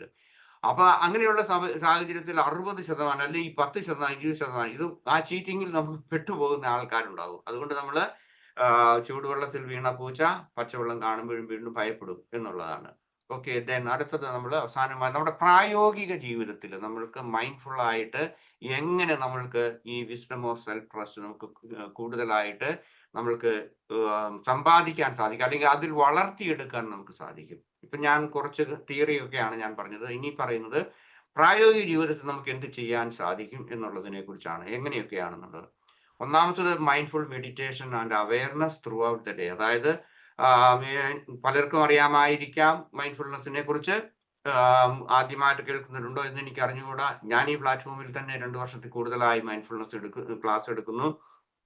വേറെ പ്ലാറ്റ്ഫോമിൽ ഞാൻ 3.5 വർഷമായി ഞാൻ മൈൻഡ്ഫുൾനെസ് ഓൺലൈനിൽ കൂടി ഞാൻ ക്ലാസ് എടുത്തിട്ടുണ്ട്. അപ്പം അങ്ങനെയുള്ള ആ സമയത്ത് അതുകൊണ്ട് ഞാൻ പറയുന്ന ഇതാണ് mindful meditation in the morning and in the evening.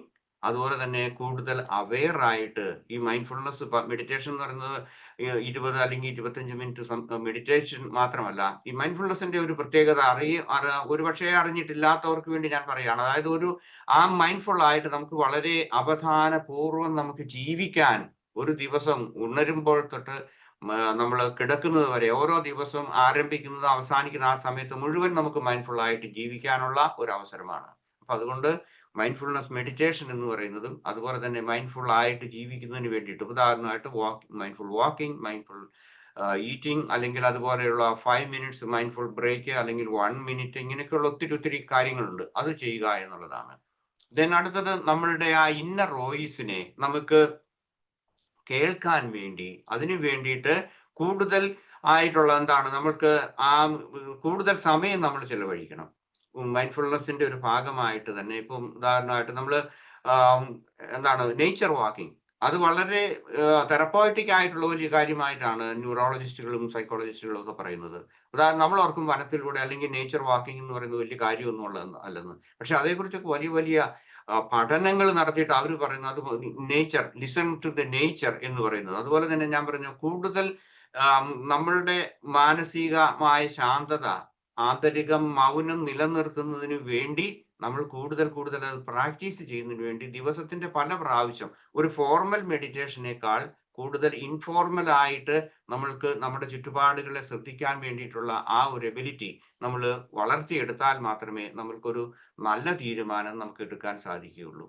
Then അതുപോലെ തന്നെ നമ്മളുടെ തോട്ട്സ് ആൻഡ് ഫീലിങ്സിനെ വിത്തൗട്ട് ഒരു ജഡ്ജ്മെന്റ് ഇല്ലാതെ, വിത്തൗട്ട് ജഡ്ജ്മെന്റ് ഇല്ലാതെ നമ്മൾ പഠിക്കണം. അതിനെ ശ്രദ്ധിക്കാൻ പഠിക്കണം. പലപ്പോഴും നമ്മളുടെ വിചാരങ്ങളെ അറിയാതെ പോകുന്നതാണ്. ഭൂരിപക്ഷം മനുഷ്യരെ സംബന്ധിച്ചിടത്തോളം അവരിങ്ങനെ ഒരു ഓട്ടോ പൈലറ്റ് മോഡിലാണ് അവർ ജീവിക്കുന്നത്. രാവിലെ എഴുന്നേൽക്കുമ്പോൾ തൊട്ട് അവർക്ക് പല ചിന്തകളുണ്ട്. ഒരിക്കലും അവരുടെ വിചാരങ്ങളെ കുറിച്ച് അവർ അവെയർ അല്ല. പലരും അത് എന്ത് വരുന്നോ അതുപോലെ പറയുന്നു, സംസാരിക്കുന്നു.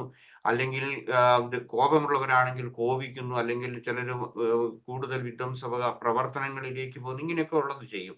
ഒരിക്കലും അവനവന്റെ ഉള്ളിൽ നടക്കുന്ന വിചാരങ്ങളെ ഒബ്സർവ് ചെയ്യാൻ സാധിക്കാത്തവരാണ്. അങ്ങനെയുള്ള ആ ഒരു ഒബ്സർവേഷൻ നമുക്ക് ജഡ്ജ്മെന്റൽ അല്ലാതെ ചെയ്യാനുള്ള ആ ഒരു ഇത് നമുക്ക് മൈൻഡ്ഫുൾനെസ് വഴി നമുക്ക് ക്രിയേറ്റ് ചെയ്യാൻ സാധിക്കും. ദെൻ അടുത്തത്, തെറ്റ് പറ്റിയെങ്കിൽ അതിനെക്കുറിച്ച് വേവലാതിപ്പെടുകയോ അല്ലെങ്കിൽ അതുകൊണ്ട് ഞാൻ കുറ്റക്കാരനായി, ചിലപ്പോൾ ഒരു പക്ഷേ ഭാര്യ ഭർത്താവിനെ കുറ്റപ്പെടുത്തുന്നു വരും, അല്ലെങ്കിൽ നേരെ മറിച്ചാകാം, അല്ലെങ്കിൽ മറ്റുള്ള സമൂഹം അല്ലെങ്കിൽ മറ്റുള്ളവരെ നമ്മൾ ശ്രദ്ധിക്കുകയാണ്. നമ്മൾ ശ്രദ്ധിച്ചിട്ടുണ്ടോ, ചിലപ്പം പല ആളുകളും ആത്മഹത്യ ചെയ്യുന്നതിന്റെ ഒരു പ്രധാനപ്പെട്ട കാരണം നമ്മൾക്ക് മറ്റുള്ളവർ നമ്മളെ കുറ്റപ്പെടുത്തും, നമ്മളെ അപമാനിക്കും എന്നുള്ളത് കൊണ്ട്, ആ അപമാന ഭാരം കൊണ്ടാണ് ചിലപ്പോൾ വ്യക്തികള്, അതുമല്ലെങ്കിൽ കുടുംബങ്ങൾ തന്നെ, 2 മക്കളും അപ്പനും അമ്മയും ഒക്കെ ഈ ദുരഭിമാനത്തിന്റെ പേരിലാണ് ആത്മഹത്യ ചെയ്യുന്നത്. അപ്പൊ തന്നെത്താനുള്ള ഒരു സെൽഫ് കമ്പാഷൻ അവർക്ക് ഇല്ലാതെ പോകുന്നു. അവർ മറ്റുള്ളവർ പറയുന്നതിനെ നേരിടാനുള്ള കഴിവില്ലാതെ പോകുന്നു. അപ്പൊ പ്രാക്ടീസ് സെൽഫ് കമ്പാഷൻ. നമുക്ക് കൂടുതലായിട്ട് എനിക്ക് തെറ്റ് പറ്റിയെന്ന്, അല്ലെങ്കിൽ എന്നോട് തന്നെ ഒരു കമ്പാഷനേറ്റ് ആകാൻ ഭൂരിപക്ഷം ആളുകൾക്ക് സാധിക്കുന്നില്ല. എന്റെ തെറ്റ് എനിക്ക് സ്വയം മനസ്സിലാക്കാനോ അംഗീകരിക്കാനോ നമുക്ക് സാധിക്കാതെ പോകുന്നുണ്ട്. ദെൻ അടുത്തത് സെൽഫ് കമ്പാഷന്റെ തന്നെ ഒരു ഭാഗമായിട്ട് വേണേൽ പറയാം. അതുപോലെ തന്നെ നമ്മൾ മറ്റുള്ളവരെ ശ്രദ്ധിക്കുന്നത് പോലെ നമ്മളെ തന്നെ ശ്രദ്ധിക്കുക. റാഡിക്കൽ അക്സെപ്റ്റൻസ് നമുക്കുണ്ടാകണം. അതുപോലെ തന്നെ ഒരു നല്ല സുഹൃത്ത്, ഇപ്പൊ നിങ്ങളുടെ ഏറ്റവും അടുത്ത ഒരു സുഹൃത്ത് നിങ്ങളോട് വന്ന് ചോദിച്ചാൽ വളരെ ആത്മാർത്ഥമായിട്ട് നിങ്ങൾ പറയുന്നത് എന്തായിരിക്കും ഒരു പ്രശ്നം പരിഹരിക്കുന്നതിന് വേണ്ടിയിട്ട്, അതുപോലെ തന്നെ അതിനേക്കാൾ കൂടുതലായിട്ട് നമ്മളോട് തന്നെ നമുക്ക് സംസാരിക്കാൻ, അല്ലെങ്കിൽ നമ്മളെ തന്നെ മനസ്സിലാക്കാൻ, ആ കരുണ നിറഞ്ഞ വാക്കുകൾ മറ്റുള്ളവർക്ക് പകർന്നു കൊടുക്കാൻ നമുക്ക് സാധിക്കണം. റിഫ്ലക്ട്, ഡോണ്ട് റൂമിനേറ്റ് എന്നുള്ളതാണ് അടുത്ത വരുന്നത്. അതായത് റൂമിനേഷൻ എന്ന് പറഞ്ഞാൽ ഇങ്ങനെ അങ്ങ് പോയിക്കൊണ്ടേയിരിക്കും. അതായത് പർവ്വതീകരിക്കുക എന്ന് പറയും. അതേസമയം റിഫ്ലക്ട് ചെയ്യുക എന്ന് പറയുന്നത് അതേക്കുറിച്ച് ചിന്തിക്കുകയാണ്. ചിന്തിച്ചിട്ട് അതിന്റെ ഒപ്പം ഇങ്ങനെ കാറ്റിൽപ്പെട്ട കരിയില പോലെ ആ ചിന്തകളുടെ ലോകത്തേക്ക് പോവുകയല്ല ചെയ്യുന്നത്.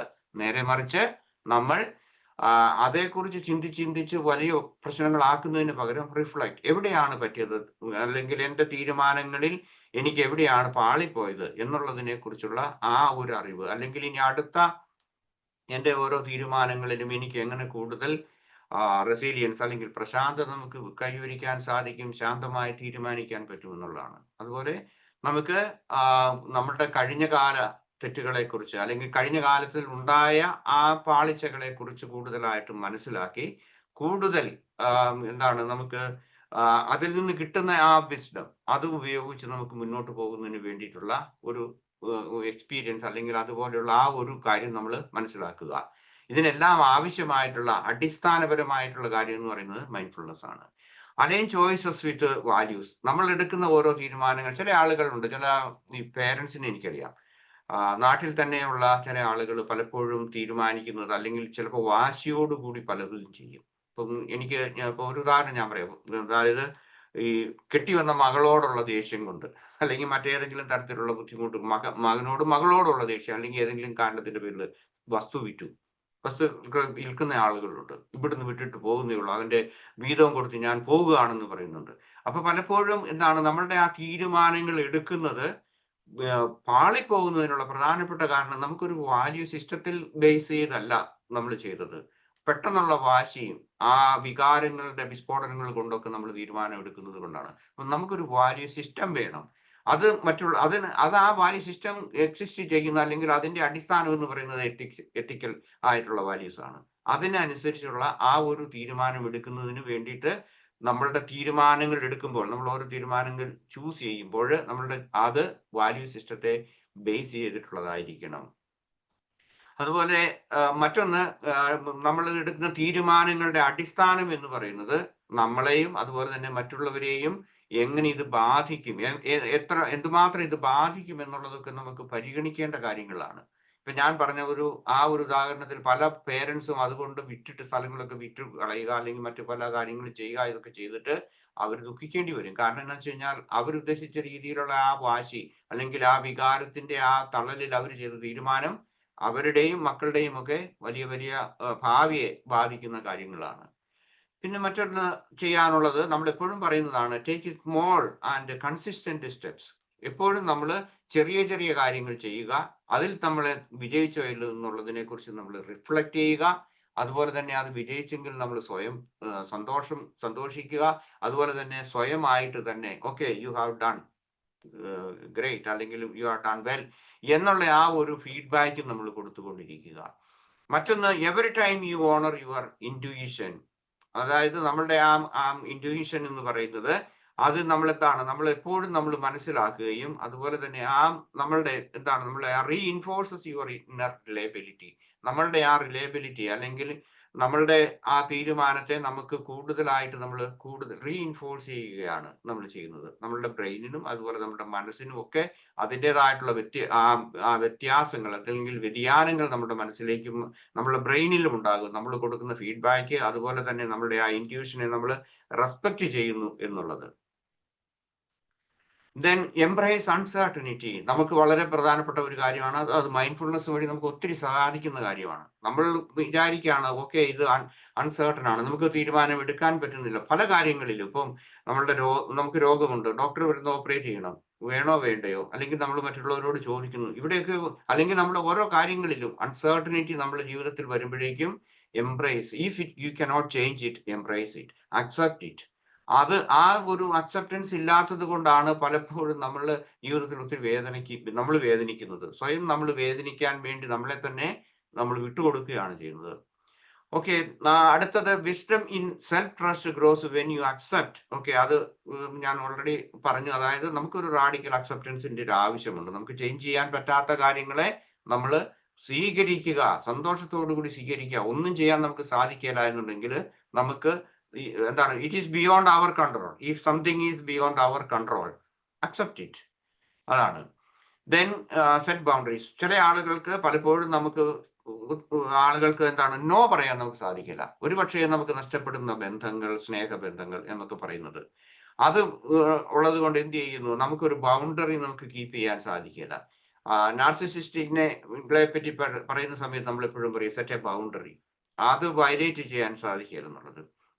നമ്മൾ സാധാരണഗതിയിൽ ഞങ്ങൾ ഇവിടെ പറയുന്ന ഒരു വാക്കുണ്ട്, അതായത് വളയ്ക്കാൻ നോക്കുക, വളഞ്ഞില്ലെങ്കിൽ ഒടിക്കുക. നമ്മുടെ ബന്ധങ്ങളിൽ അങ്ങനെയാണ്, ഇല്ലേ? നമ്മളോട് കടം ചോദിക്കുന്നു, അല്ലെങ്കിൽ നമ്മുടെ കാറ് വേണമെന്ന് പറയുന്നു, ഇപ്പോൾ ഓടിക്കാൻ അവർക്ക് എവിടെയെങ്കിലും പോകാൻ വേണ്ടി. ഇങ്ങനെയൊക്കെയുള്ള ഒരുപക്ഷെ ഒരു പരിധി വരെ ആവശ്യമില്ലാത്ത ഡിമാൻഡുകളുമായിട്ട് നമ്മുടെ സൗഹൃദങ്ങൾ, ബന്ധങ്ങൾ വരുമ്പോൾ ഈ ബന്ധം നമുക്ക് നഷ്ടപ്പെടുമോ? അത് കുടുംബത്തിലാകട്ടെ, സൗഹൃദങ്ങളാകട്ടെ, അയൽപക്കങ്ങളിലാകട്ടെ, അതിനു വേണ്ടി നമ്മൾ നോ എന്ന് പറയാൻ നമുക്ക് സാധിക്കാത്തത് കൊണ്ട് നമ്മൾ ഒരുപക്ഷെ ജീവിതത്തിൽ ഒത്തിരി വേദനിച്ചിട്ടുള്ളവരുണ്ടാകും, ഒത്തിരി നഷ്ടങ്ങളും ഉണ്ടായിട്ടുള്ളവരുണ്ടാകും. സോ നമ്മളുടേതായിട്ടുള്ള ഒരു വാല്യൂ സിസ്റ്റത്തിൽ അത് വേണ്ട എന്ന്, when somebody is asking something, then you must have the courage to say no. പറയേണ്ടിടത്ത് പറയാനുള്ള ആ ഒരു കഴിവും നമുക്ക് ആവശ്യമുണ്ട്. അത് നമ്മൾ മൈൻഡ്ഫുൾനെസ് വഴി നമുക്ക് വളർത്തിയെടുക്കാൻ സാധിക്കും. Keep a promise to your self. നമ്മളോട് തന്നെ ചില കാര്യങ്ങളിൽ ഒരു ഡിസിപ്ലിൻഡ് ആയിട്ടുള്ള ലൈഫ്, അതുപോലെ തന്നെ നമ്മളോട് തന്നെയുള്ള commitment, true to your self എന്ന് പറയുന്നത് വലിയൊരു കാര്യമാണ്. നമ്മളോട് തന്നെ ആത്മാർത്ഥത കാണിക്കുക, നമ്മളെ തന്നെ ആത്മവഞ്ചന ചെയ്യാതിരിക്കാൻ വേണ്ടിയിട്ട് നമ്മൾ ശ്രമിക്കുക. Honour your emotions and needs. നമുക്ക് എന്തൊക്കെയാണെന്നുള്ളതും അതുപോലെ തന്നെ നമ്മളുടെ വിചാരങ്ങളെ അംഗീകരിക്കുക. എനിക്ക് ഇന്നതുണ്ട്, കോപമുണ്ട്, അല്ലെ ദേഷ്യമുണ്ട്, വെറുപ്പുണ്ട്, ഇങ്ങനെയുള്ള ഏതെങ്കിലും നെഗറ്റീവ് ആയിട്ടുള്ള ഇമോഷൻസ് ഉണ്ടെങ്കിൽ അതിനെയും അംഗീകരിക്കാൻ വേണ്ടിയിട്ട് ഉണ്ടെന്നുള്ളത്. അതിന്റെ പേരിൽ നമ്മൾ പ്രിട്ടൻഡ് ചെയ്യേണ്ടത് ഇല്ല എന്ന് കാണിക്കാൻ വേണ്ടി, മറ്റുള്ളവരെ സന്തോഷിപ്പിക്കാൻ വേണ്ടി ചെയ്യരുത്. ദെൻ അടുത്തത് സെൽഫ് ഫോർഗീവ്നെസ്. നമ്മൾക്ക് തെറ്റ് പറ്റിയിട്ടുണ്ടെങ്കിൽ അതേക്കുറിച്ച് ഓർത്ത് അതിങ്ങനെ ഒരു റൂമിനേറ്റിംഗ് ആയിട്ടുള്ള ഒരു രീതി വരാതെ മറ്റുള്ളവരോട് ക്ഷമിക്കുന്നതോടൊപ്പം തന്നെ സെൽഫ് ഫോർഗീവ്നെസിന്റെ ഒരു ഭാഗമുണ്ട്. സാരമില്ല, അല്ലെങ്കിൽ തന്നെത്താൻ ക്ഷമിക്കുക. ക്ഷമിച്ചില്ലെങ്കിൽ നമ്മളുടെ മനസ്സും അല്ലെങ്കിൽ നമ്മുടെ ശരീരത്തോട് തന്നെ നമ്മൾ ചെയ്യുന്ന ഏറ്റവും വലിയ ക്രൂരതയായിരിക്കും. അപ്പൊ അതുകൊണ്ട് സെൽഫ് ഫോർഗീവ്നെസ് എന്ന് പറയുന്നത് വളരെ പ്രധാനപ്പെട്ട കാര്യമാണ്. ഇതൊക്കെ നമുക്ക് ജീവിതത്തിൽ പ്രാക്ടീസ് ചെയ്യാൻ സാധിക്കുന്ന കാര്യങ്ങളാണ്. ഓക്കെ, അടുത്തത് നമ്മളുടെ ബെനിഫിറ്റ്സിനെ കുറിച്ചാണ് പറയുന്നത്. ഇങ്ങനെയൊക്കെ ചെയ്താൽ നമ്മളുടെ വിസ്ഡം ഓഫ് സെൽഫ് ട്രസ്റ്റ് നമ്മൾ കൂടുതലായിട്ട് പ്രാക്ടീസ് ചെയ്യുന്നു, നമുക്ക് കിട്ടുന്നു. അങ്ങനെയുള്ള വന്നാൽ നമുക്ക് എന്തൊക്കെയുള്ള പ്രയോജനങ്ങൾ എന്തൊക്കെയാണ്, ബെനിഫിറ്റ്സ് എന്താണെന്ന് ചോദിച്ചു കഴിഞ്ഞാൽ, ഒന്ന് ഇമോഷണൽ സ്റ്റെബിലിറ്റി എന്ന് പറയാം. നമുക്ക് ഒരു വൈകാരികമായിട്ടുള്ള ഒരു സന്തുലിതാവസ്ഥ നമുക്ക് കീപ്പ് ചെയ്യാൻ സാധിക്കും, അല്ലെങ്കിൽ കൂടുതൽ റെസീലിയൻസ് നമ്മുടെ ജീവിതത്തിൽ നമുക്ക് വളർത്തിയെടുക്കുന്നതിന് നമുക്ക് സഹായിക്കും. ദെൻ അടുത്തത് നമ്മളുടെ തന്നെ തീരുമാനങ്ങൾ എടുക്കുന്നതിനകത്തുള്ള ആ ക്ലാരിറ്റി, അത് ഷാർപ്പൺ ചെയ്യും, കൂടുതലായിട്ട് അത് മൂർച്ചയുള്ളതാകും. ഓരോ പ്രാവശ്യവും നമ്മൾ തീരുമാനം എടുക്കുമ്പോൾ നമുക്ക് കൂടുതലായിട്ട് അതിനെ ആ തീരുമാനങ്ങൾ എടുക്കാനുള്ള കഴിവിനെ കൂടുതൽ മൂർച്ചയുള്ളതാക്കി തീർക്കുന്നു. Sharpens clarity in decision making. മറ്റൊരു പ്രയോജനം എന്ന് പറയുന്നത് increases inner confidence and clear direction. നമുക്ക് എങ്ങോട്ടൊക്കെയാണ് പോകേണ്ടത്, ഏത് രീതിയിലാണ് ചിന്തിക്കേണ്ടത്, എല്ലാം നിങ്ങളൊക്കെ നാവിഗേഷൻ ഉപയോഗിക്കുന്നവരല്ലേ. അപ്പം turn left, turn right or straight, go straight എന്നൊക്കെ പറയുന്നത് നമുക്കറിയാം. അപ്പൊ ആ കോൺഫിഡൻസ് നമുക്കുണ്ടാകുന്നു. അതുപോലെ തന്നെ ഏത് രീതിയിലാണ് ചെയ്യേണ്ടത് എന്നുള്ളതിനെ കുറിച്ച് നമുക്ക് തന്നെ ആ സെൽഫ് ഡിസിഷൻ മേക്കിങ്ങിന്റെ ആ സെൽഫ് ട്രസ്റ്റ് നമുക്കുണ്ടെങ്കിൽ അത് കൂടുതലായിട്ട് നമ്മളെ സഹായിക്കും. Then authenticity and integrity. നമ്മുടെ ആ ഇന്റഗ്രിറ്റിയെ, നമ്മുടെ വ്യക്തിത്വത്തിന്റെ ആ ഇന്റഗ്രിറ്റി, അല്ലെങ്കിൽ നമ്മൾ എന്തായിരിക്കുന്നു എന്നുള്ളതിന്റെ ആ ഒരു കയ്യൊപ്പ് ചാർത്തുന്നത് ഇവിടെ വെച്ചാണ്. നമ്മൾ എന്താണെന്നുള്ളതിന്റെ ആ ഒരു ഒതന്റിസിറ്റി നമുക്ക് കിട്ടുന്നു. Then resilience and self compassion. കൂടുതലായിട്ട് നമുക്ക് തന്നെ ആ പ്രശാന്തതയും അതുപോലെ തന്നെ നമ്മളോട് കൂടുതൽ ദയ, അല്ലെങ്കിൽ അതോടുകൂടി നമ്മുടെ സന്തോഷം, ഇതെല്ലാം വരുന്നതിന് സാധിക്കും. ദെൻ ഡീപ്പൻസ് ഇന്നർ പീസ്, കൂടുതലായിട്ടുള്ള ആന്തരികമായിട്ടുള്ള ആ സമാധാനം നമുക്ക് കിട്ടുന്നതിന് വേണ്ടിയിട്ട് അത് നമുക്ക് അനുദിനം നമുക്കുണ്ടാകും. കാരണം നമ്മൾ എപ്പോഴും ഏതെങ്കിലും തരത്തിൽ ഓരോ ദിവസവും നമ്മൾ തീരുമാനങ്ങൾ എടുക്കുന്നതാണ്. ചിലത് വളരെ നിസ്സാരമായിട്ട് നമുക്ക് തോന്നും, ചിലപ്പോൾ ഒരുപക്ഷെ ജീവിതത്തെ മാറ്റിമറിക്കുന്നതായിരിക്കും. എനിവേ അത് നമുക്ക് കൂടുതൽ ഇന്നർ പീസ് നമുക്ക് തരും. Provides courage to take risk, അതാണ് മറ്റുള്ളത്. ഓക്കെ, ഞാൻ കൂടുതലായിട്ടുള്ള നമ്മൾക്ക് ജീവിതത്തിൽ വെല്ലുവിളികളെ നേരിടുന്നതിന് വേണ്ടിയിട്ടുള്ള കൂടുതൽ ധൈര്യം നമുക്ക് കിട്ടും. കൾട്ടിവേറ്റ്സ് and deep sense of freedom, അതാണ് നമ്മൾക്ക് കൂടുതൽ സ്വാതന്ത്ര്യം നമുക്ക് കിട്ടുന്നു. ആ സ്വാതന്ത്ര്യത്തോടു കൂടി നമുക്ക് ജീവിക്കാൻ പറ്റുന്നു. അവിടെയാണ് നമ്മളുടെ നമ്മളുടെ ആ ഇന്റഗ്രിറ്റിയും നമ്മുടെ വ്യക്തിത്വവും നമ്മുടെ സമാധാനം എല്ലാം ഇതാണ്. പലപ്പോഴും നമുക്ക് നമ്മൾ ഇൻഡിപെൻഡന്റ് ആണെന്ന്, അല്ലെങ്കിൽ നമ്മൾ സ്വതന്ത്രരാണെന്ന് പറയും. രാഷ്ട്രീയമായിട്ടുള്ള സ്വാതന്ത്ര്യം മാത്രമല്ല, നമ്മളുടെ സ്വാതന്ത്ര്യം എന്ന് പറയുന്നത് നമ്മൾക്ക് എടുക്കാൻ പറ്റുന്ന തീരുമാനമാണ്. എനിക്ക് എന്ത് തീരുമാനം എടുക്കണം, ഈ സമയത്ത് എടുക്കണം എന്നുള്ളതിനെ കുറിച്ചുള്ള ആ ഒരു തീരുമാനം അത് വേണ്ട വിധത്തിൽ യുക്തിപൂർവം സമാധാനപരമായി എടുക്കാൻ പറ്റുന്നു എന്നുള്ളതും എൻ്റെ ഞാൻ അനുഭവിക്കുന്ന സ്വാതന്ത്ര്യത്തിന്റെ ഭാഗമാണ്. Okay, thank U. ഇന്ന് നമ്മൾ കൂടുതൽ ആൾക്കാരുണ്ടായിരുന്നു. എല്ലാവർക്കും നന്ദി. ഇനി എന്തെങ്കിലും ചോദ്യങ്ങളുണ്ടെങ്കിൽ നിങ്ങൾക്ക് ചോദിക്കാം. സാറേ, മെഡിറ്റേഷൻ കൂടെ കഴിഞ്ഞിട്ട് ചെയ്താൽ പോരെ? എനിക്ക് കുഴപ്പമില്ല. മെഡിറ്റേഷൻ കൂടെ കഴിഞ്ഞിട്ട് നമുക്ക് ചോദിക്കാം. ഓക്കെ, ഒരു 20 minutes meditation. 20 minutes guided meditation ഉണ്ടാകും. ഓക്കെ, ഒരു സെക്കൻഡ്.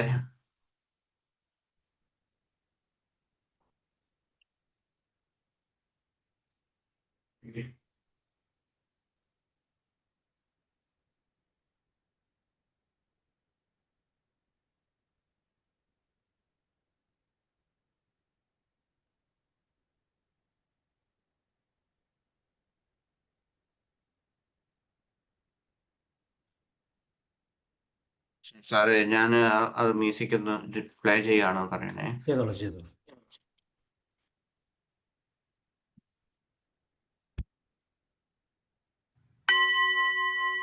കേൾക്കാമോ സാറേ? കേൾക്കാം. ഓക്കെ, സോ എല്ലാവരും മ്യൂട്ട് ചെയ്യുക. നമ്മൾ തുടങ്ങുകയാണ്, മെഡിറ്റേഷൻ തുടങ്ങുകയാണ്. ഓക്കെ,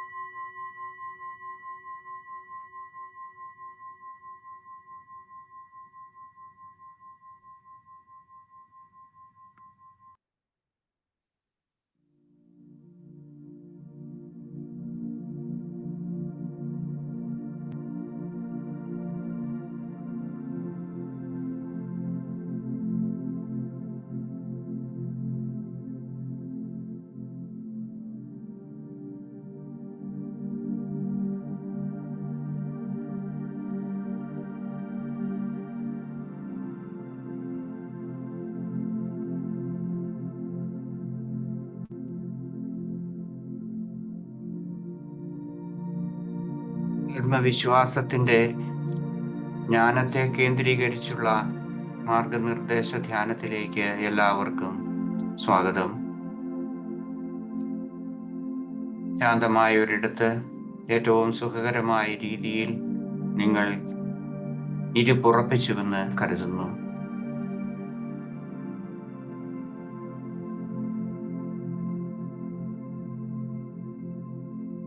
നിങ്ങൾ ധ്യാനത്തിന് തയ്യാറായി എന്ന് നിങ്ങൾ കരുതുന്നെങ്കിൽ നിങ്ങൾക്ക് കണ്ണുകൾ സൗമ്യമായി അടയ്ക്കാം.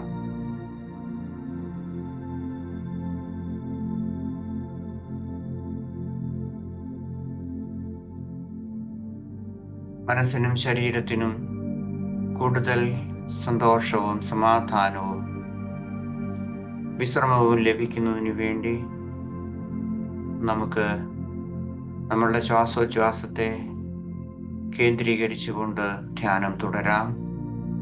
ആദ്യമായി നിങ്ങൾക്ക് ഓരോരുത്തർക്കും കഴിയുന്ന രീതിയിൽ നിങ്ങളുടെ ശ്വാസകോശത്തിൽ എത്രമാത്രം വായു നിറയ്ക്കാം അത്രേ ആ രീതിയിൽ ദീർഘമായി ശ്വാസം എടുക്കുക.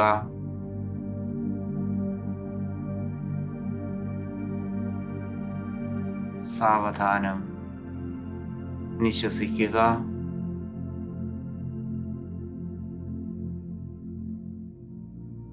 വീണ്ടും ആഴത്തിൽ ശ്വാസമെടുക്കുക.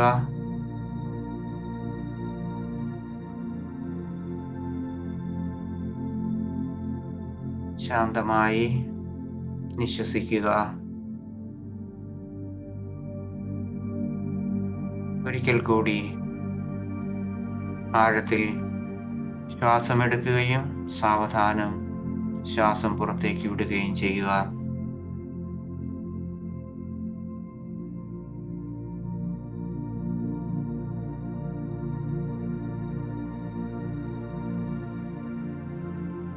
ഓരോ ശ്വാസനിശ്വാസത്തിലും നിങ്ങളുടെ ശരീരം കൂടുതൽ ശാന്തവും അതുപോലെ തന്നെ വിശ്രമപൂർണവുമായിരിക്കട്ടെ.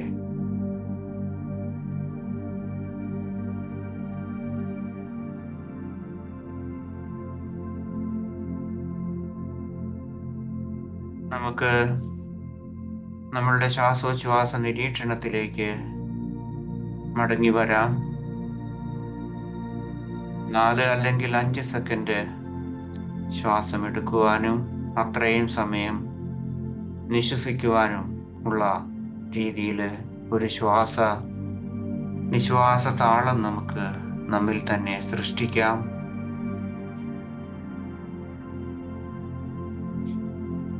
അങ്ങനെയുള്ള ഒരു നിശ്വാസ താളത്തിൽ നമുക്ക് സ്വയം ലയിച്ച് നമ്മളുടെ ധ്യാനം നമുക്ക് മുന്നോട്ട് കൊണ്ടുപോകാം.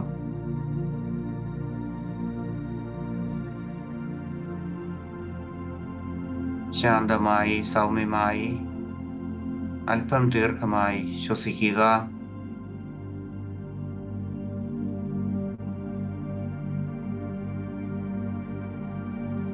നമ്മളുടെ തീരുമാനങ്ങളുടെ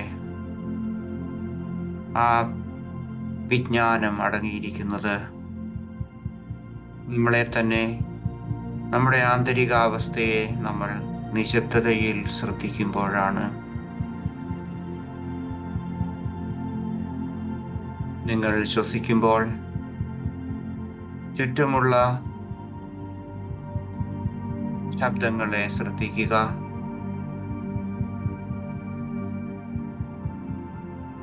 ആ ശബ്ദങ്ങൾക്ക് അടിയിൽ ഒരു നിശബ്ദതയുണ്ട്. ആ നിശബ്ദതയെ ശ്രദ്ധിക്കുവാൻ നിങ്ങൾക്ക് കഴിയുന്നുണ്ടോ?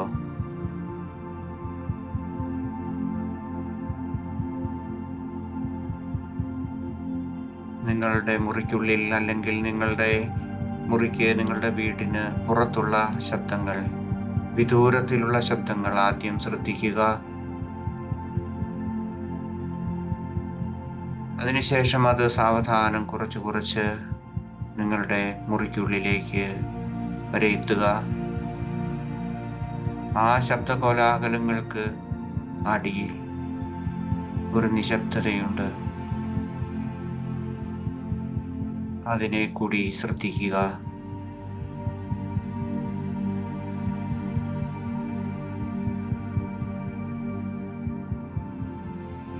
നമ്മുടെ ഓരോ ചലനങ്ങൾക്കും താഴെ ഒരു നിശബ്ദതയുണ്ട്.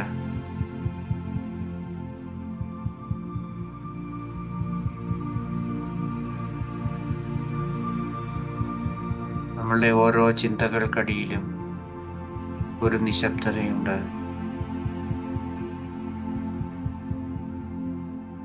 അതാണ് നമ്മുടെ ആന്തരിക മൗനം.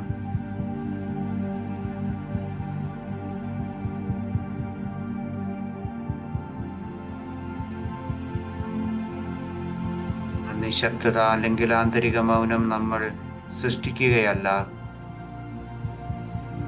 നേരെ മറിച്ച് നമ്മൾ ശ്രദ്ധിക്കുകയാണ് ചെയ്യുന്നത്.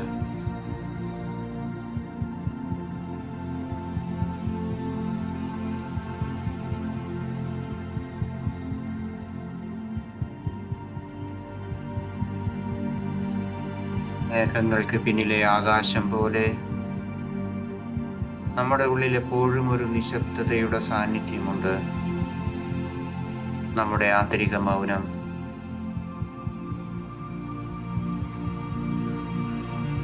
നമ്മുടെ ഓരോ തീരുമാനങ്ങളും വിവേകപൂർവവും വിജ്ഞാനം നിറഞ്ഞതുമാകുന്നത് ഈ ആന്തരിക മൗനത്തെ നമ്മൾ ശ്രദ്ധിക്കുമ്പോഴാണ്, അല്ലെങ്കിൽ അതിൽ വസിക്കുമ്പോഴാണ്.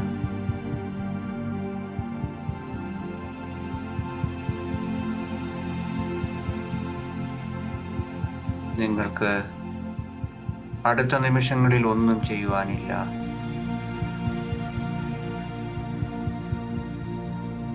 നിങ്ങൾ യാതൊന്നും ചെയ്യാൻ ഇല്ലാതെ നിങ്ങളുടെ മനസ്സിനെയും ശരീരത്തെയും നിശ്ചലമാക്കുന്നു, അല്ലെങ്കിൽ വിശ്രമിക്കുവാൻ സ്വയം അനുവദിക്കുന്നു, അല്ലെങ്കിൽ സമർപ്പിക്കുന്നു.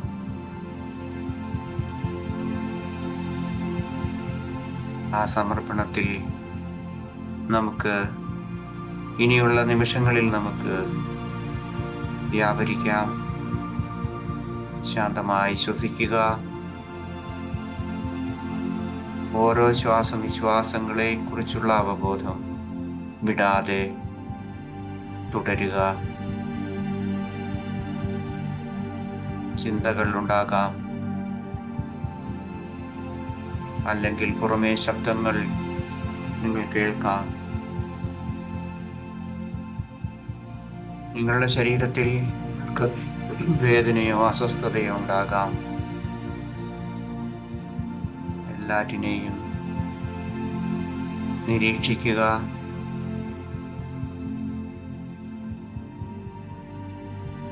നിങ്ങൾ നിങ്ങളുടെ ചിന്തകളല്ല, നിങ്ങളുടെ ഭയങ്ങളല്ല, നിങ്ങളുടെ വേദനകളല്ല. നിങ്ങൾ വെറും സാക്ഷി മാത്രമാണ്. എല്ലാം ഉൾക്കൊള്ളുന്ന ശാന്തവും തുറന്നതുമായ ഒരു അവബോധം.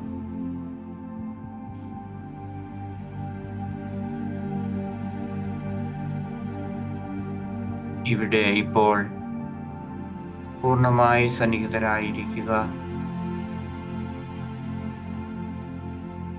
ശ്വാസോച്ഛ്വാസത്തെ നിരീക്ഷിക്കുക. അതിനെ നിയന്ത്രിക്കരുത്. ശരീരം സ്വയമായി ശ്വസിക്കട്ടെ.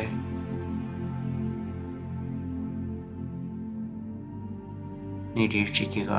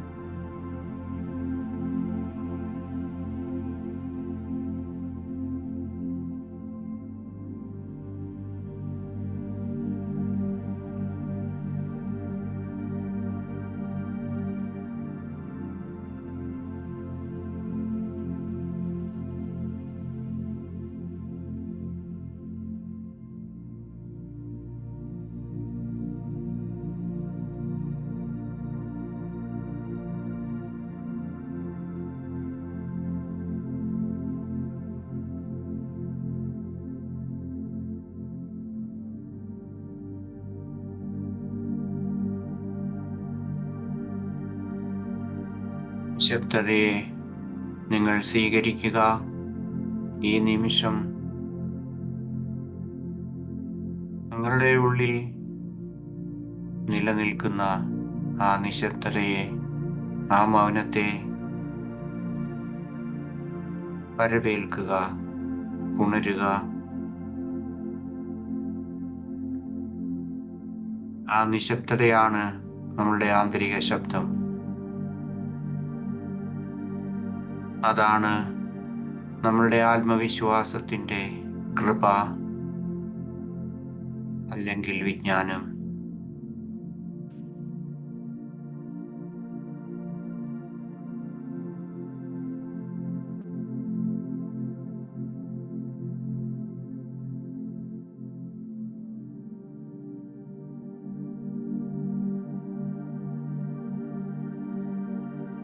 സൂക്ഷ്മവും അടിയുറച്ചതുമായ ഒരു ആത്മവിശ്വാസം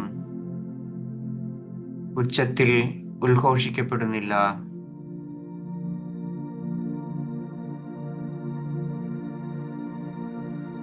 ഒക്കെ അത് പ്രഘോഷിക്കപ്പെടുന്നില്ല.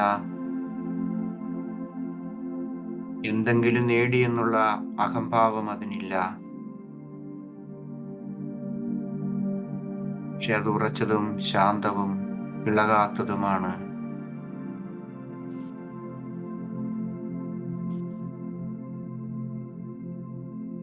ഒന്നും അതിനോട് കൂട്ടിച്ചേർക്കപ്പെടുന്നില്ല.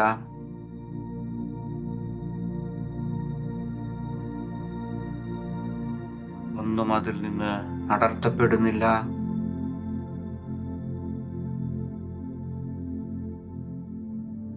എപ്പോഴും സ്ഥിരമാണത്. നിതാന്തമായ ഒരു നിശബ്ദത.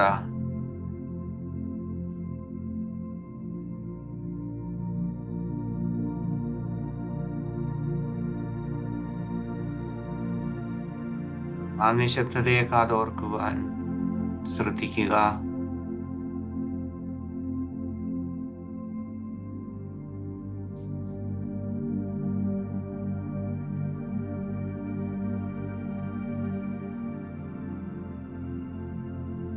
ായി നിങ്ങളുടെ കൈകൾ നിങ്ങളുടെ നെഞ്ചിൽ, നിങ്ങളുടെ ഹൃദയഭാഗത്ത് വയ്ക്കുക.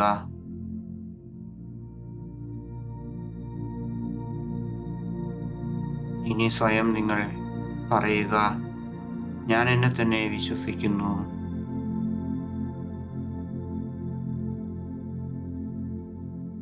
എൻ്റെ കഴിവുകളിൽ, എൻ്റെ ആത്മവിശ്വാസത്തിൽ, എൻ്റെ തീരുമാനങ്ങളിൽ ഞാൻ വിശ്വസിക്കുന്നു.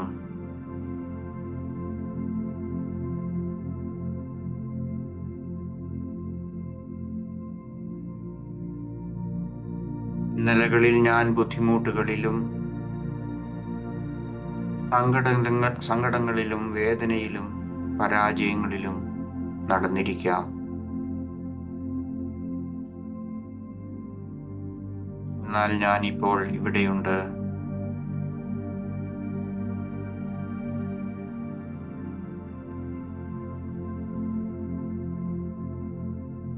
വാക്കുകളേക്കാൾ ആഴത്തിലുള്ള ജ്ഞാനം എന്നിലുണ്ട്.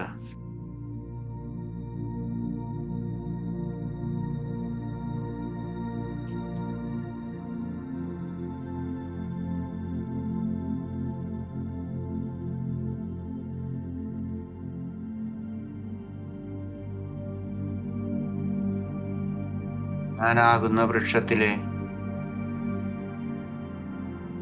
കൊടുങ്കാറ്റുകൾ അടിച്ചേക്കാം. എന്നാൽ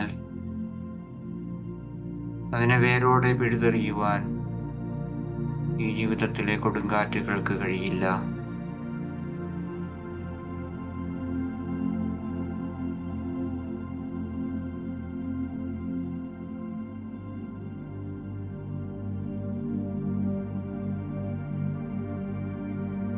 എൻ്റെ ശാഖകളെ വളയ്ക്കുവാൻ അതിന് കഴിഞ്ഞേക്കാം. എന്നാൽ ഒടിക്കുവാൻ അല്ലെങ്കിൽ പിഴുതെറിയുവാൻ അതിന് കഴിയില്ല.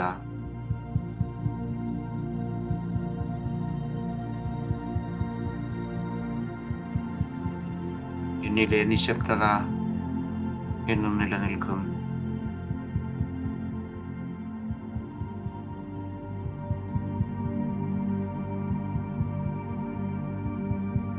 നമുക്ക് സാവധാനം നമ്മളുടെ ശ്വാസോച്ഛ്വാസ നിരീക്ഷണത്തിലേക്ക് മടങ്ങിപ്പോകാം.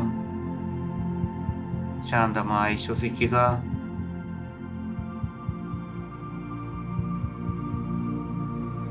ഓരോ ശ്വാസനിശ്വാസങ്ങളുടെയും താളം, അതിൽ അടങ്ങിയിരിക്കുന്ന കൗതുകം കേൾക്കുവാൻ അല്ലെങ്കിൽ അറിയുവാൻ ശ്രദ്ധിക്കുക.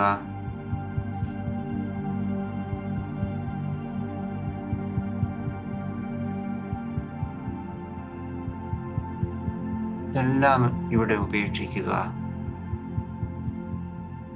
അടുത്ത നിമിഷത്തിൽ ചെയ്യാനുള്ള കാര്യങ്ങളെക്കുറിച്ച് ഉള്ള വ്യഗ്രത ഉപേക്ഷിക്കുക.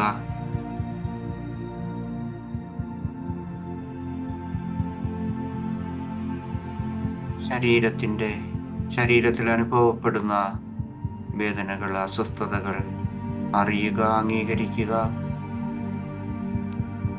ചുറ്റുമുള്ള ശബ്ദങ്ങളോ അല്ലെങ്കിൽ മറ്റേതെങ്കിലും തരത്തിലുള്ള തടസ്സങ്ങളോ, അതിനെയും അംഗീകരിക്കുക. വിധിക്കരുത്. അവ ഇപ്പോൾ ഉണ്ടാകുന്നതിനെ കുറിച്ച് നിങ്ങൾ അസ്വസ്ഥരാകരുത്. ഒന്നിനെക്കുറിച്ചും വിധിക്കാത്ത ഒരു മനസ്സ്.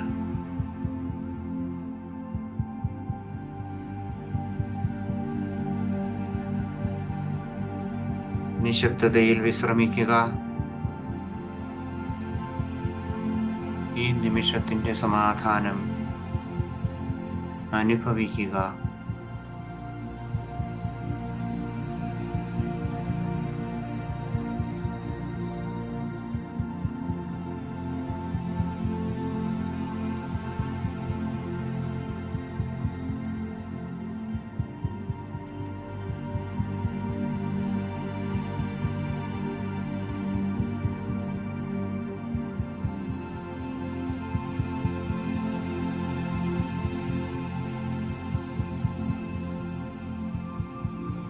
നമ്മുടെ ശാരീരികമായ അവബോധത്തിലേക്ക് ഒരിക്കൽ കൂടി തിരികെ വരാം. നിങ്ങളുടെ ശ്വാസോച്ഛ്വാസത്തെ ഒരിക്കൽ കൂടി നിരീക്ഷിക്കുക.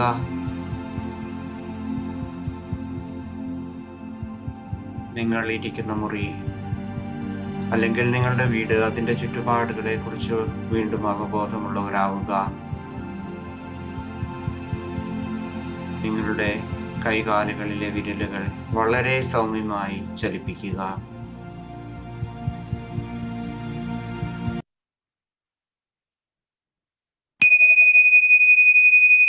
ധ്യാനം അവസാനിച്ചു.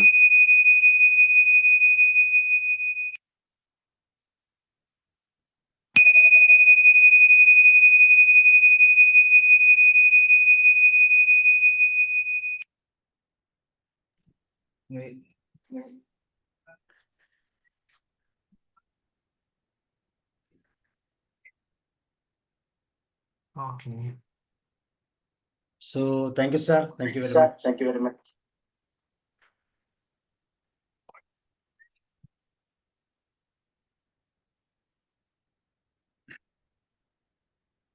തീർച്ചയായിട്ടും സെൽഫ് ട്രസ്റ്റ് എന്ന് പറയുന്ന ഒരു വിഷയമാണ് നമ്മളിന്ന് കൈകാര്യം ചെയ്തത്. വളരെ പ്രത്യേകതയുള്ള ഒരു വിഷയം. കഴിഞ്ഞ ദിവസം നമ്മൾ സെൽഫ് ലവിനെ കുറിച്ച് ചിന്തിച്ചിരുന്നു. സെൽഫ് ട്രസ്റ്റിലൂടെ നമ്മൾക്ക് അറ്റെയിൻ ചെയ്യാൻ പറ്റുന്ന പല തലങ്ങളെക്കുറിച്ചാണ് സാർ പറഞ്ഞത്. ഒന്ന്, നമ്മുടെ കോൺഫിഡൻസ് ബൂസ്റ്റ് ആകും. അതുപോലെ തന്നെ ഡിസിഷൻ മേക്കിംഗ് വളരെ ഫാസ്റ്റ് ആക്കാം. ഇൻക്രീസ്ഡ് റെസിലിയൻസ്, അതുപോലെ greater personality growth and independence.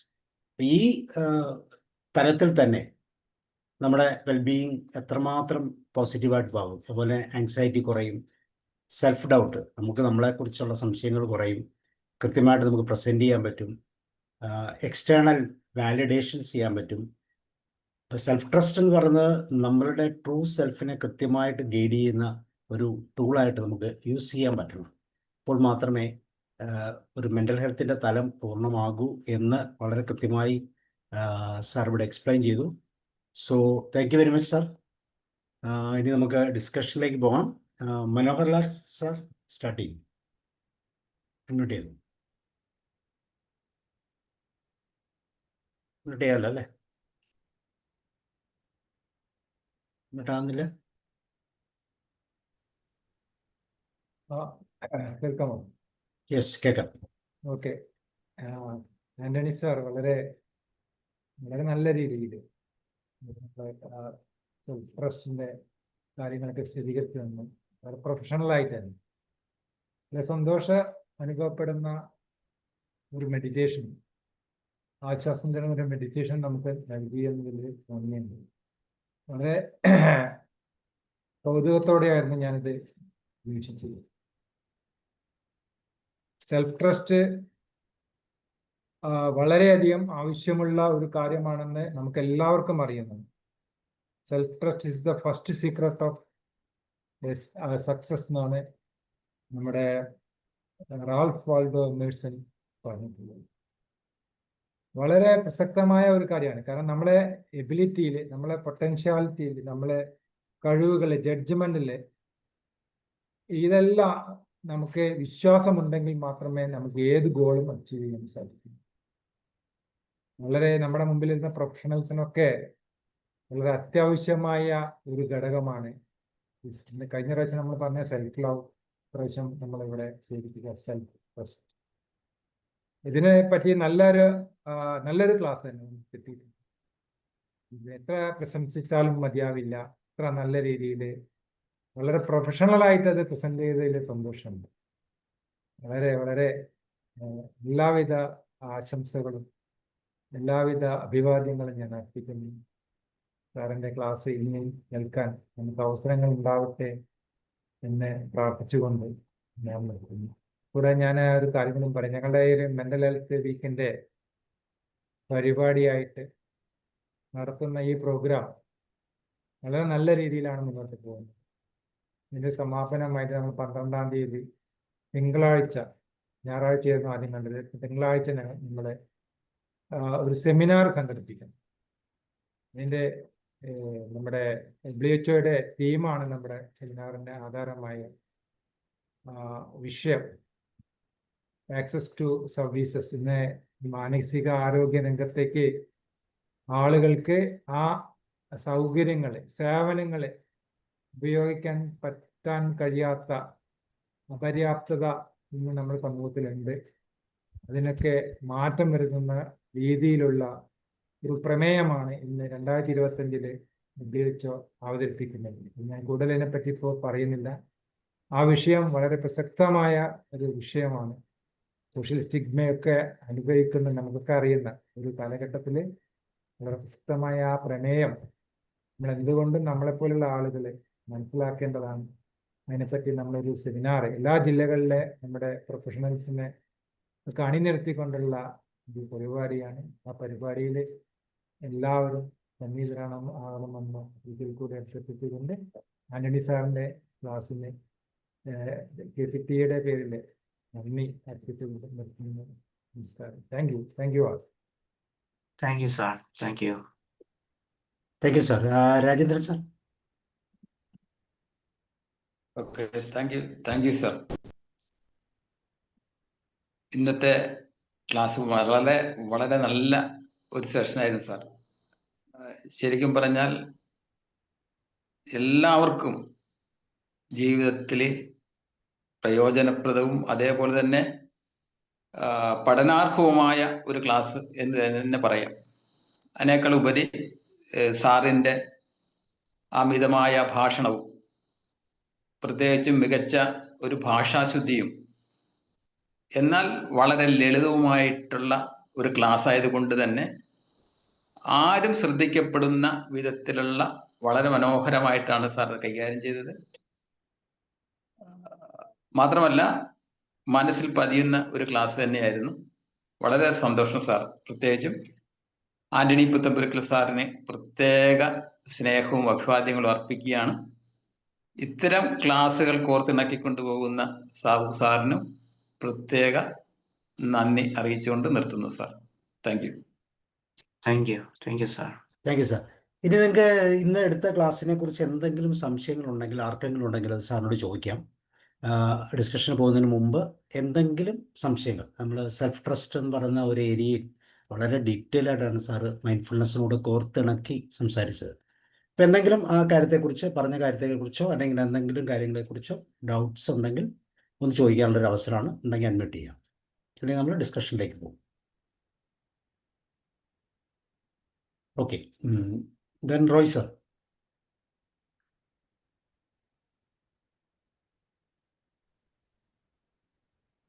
പതിവ് പോലെ ഓരോ വിഷയങ്ങൾ സാർ എടുക്കുമ്പോഴും വാക്കുകളുടെ മീനിങ്ങിന് നമ്മൾ അങ്ങ് വിശ്വസിച്ച് പോവാറുണ്ട്. പക്ഷെ സാറ് ഇവിടെ തന്നെ കൃത്യമായിട്ട് പറഞ്ഞു, സെൽഫ് കോൺഫിഡൻസ്, സെൽഫ് ട്രസ്റ്റും സെൽഫ് കോൺഫിഡൻസും തമ്മിൽ ഒന്ന് തിരിച്ചറിയാനുള്ള അവസരം സാറ് എക്സ്പ്ലെയിൻ ചെയ്തപ്പോഴാണ് അത് മനസ്സിലായത്. ഒരു സെൽഫ് കോൺഫിഡൻസ് തന്നെയല്ലേ സെൽഫ് ട്രസ്റ്റ് എന്നായിരുന്നു ഞാൻ ധരിച്ചിരുന്നത്. എനിവേ അത് വളരെ ഭംഗിയായി സാറ് മനസ്സിലാക്കി തന്നു. അത് തന്നെയല്ല, ഇങ്ങനെ ഒരു സെൽഫ് ട്രസ്റ്റ് ഉണ്ടെങ്കിൽ എമോഷണൽ സ്റ്റെബിലിറ്റി കീപ്പ് ചെയ്യാൻ പറ്റും. അതുപോലെ തന്നെ ഒരു ക്ലാരിറ്റിയോടുകൂടി തീരുമാനം എടുക്കാൻ പറ്റും. ഒരു ഇന്നർ കോൺഫിഡൻസ് ഉണ്ടാക്കാൻ പറ്റും. അതുവഴി ഒരു ഇന്നർ പീസ് മെയിൻറ്റെയിൻ ചെയ്യാൻ പറ്റും എന്നെല്ലാം സാറ് മനസ്സിലാക്കി തന്നു. അതല്ല, ഒരു courage to take a trust എന്ന് സാറ് പറഞ്ഞു. അങ്ങനെ പ്രാക്ടീസ് ചെയ്യാൻ കഴിയും എന്ന് എനിക്ക് ഉറപ്പുണ്ട്. കാരണം ഇതുവരെയുള്ള സാറിൻ്റെ ചില കാര്യങ്ങളിലൂടെ നമ്മൾ അറിയാതെ തന്നെ ഓട്ടോമാറ്റിക്കായിട്ട് പല കാര്യങ്ങളും നമ്മുടെ ജീവിതത്തിലേക്ക് വന്നു ചേർന്നിട്ടുണ്ട്. അതിലേറ്റവും പ്രധാനപ്പെട്ടതാണ് എമോഷണൽ കൺട്രോൾ. ഓക്കെ സാർ, ഇത്രയൊക്കെ എനിക്ക് പറയാനുള്ളൂ. സാറിൻ്റെ മുൻ ക്ലാസ്സുകളെ പോലെ തന്നെ ഭംഗിയായി സാറ് ഈ ഒരു കാര്യവും കൂടുതൽ വിശദീകരിച്ചോ എന്ന് എനിക്കൊരു സംശയമുണ്ട്. സാധാരണക്കാൾ കൂടുതൽ കുറെ കൂടെ എനിക്ക് തോന്നുന്ന കുറെ പുതിയ ആൾക്കാരുള്ളതുകൊണ്ട് ഏതായാലും വളരെ ഭംഗിയായി സാർ ഇത് കൈകാര്യം ചെയ്തു. ഒരു സെൽഫ് ട്രസ്റ്റ് ഉണ്ടാക്കാൻ ഉള്ള അവസരം എല്ലാവർക്കും ഉണ്ടാകട്ടെ എന്ന് ആശംസിച്ചുകൊണ്ട് എൻ്റെ വാക്കുകൾ. Thank you sir. Thank you Roy sir. ഉഷാമ. Thank you sir, thank you so much. എൻ്റെ പ്രിയപ്പെട്ടവർക്ക് എല്ലാവർക്കും നമസ്കാരം. ഓരോ ദിവസവും സാറിൻ്റെ ക്ലാസ്സിന് വേണ്ടിയിട്ട് ഞങ്ങൾ വെയിറ്റ് ചെയ്യാറുണ്ട്.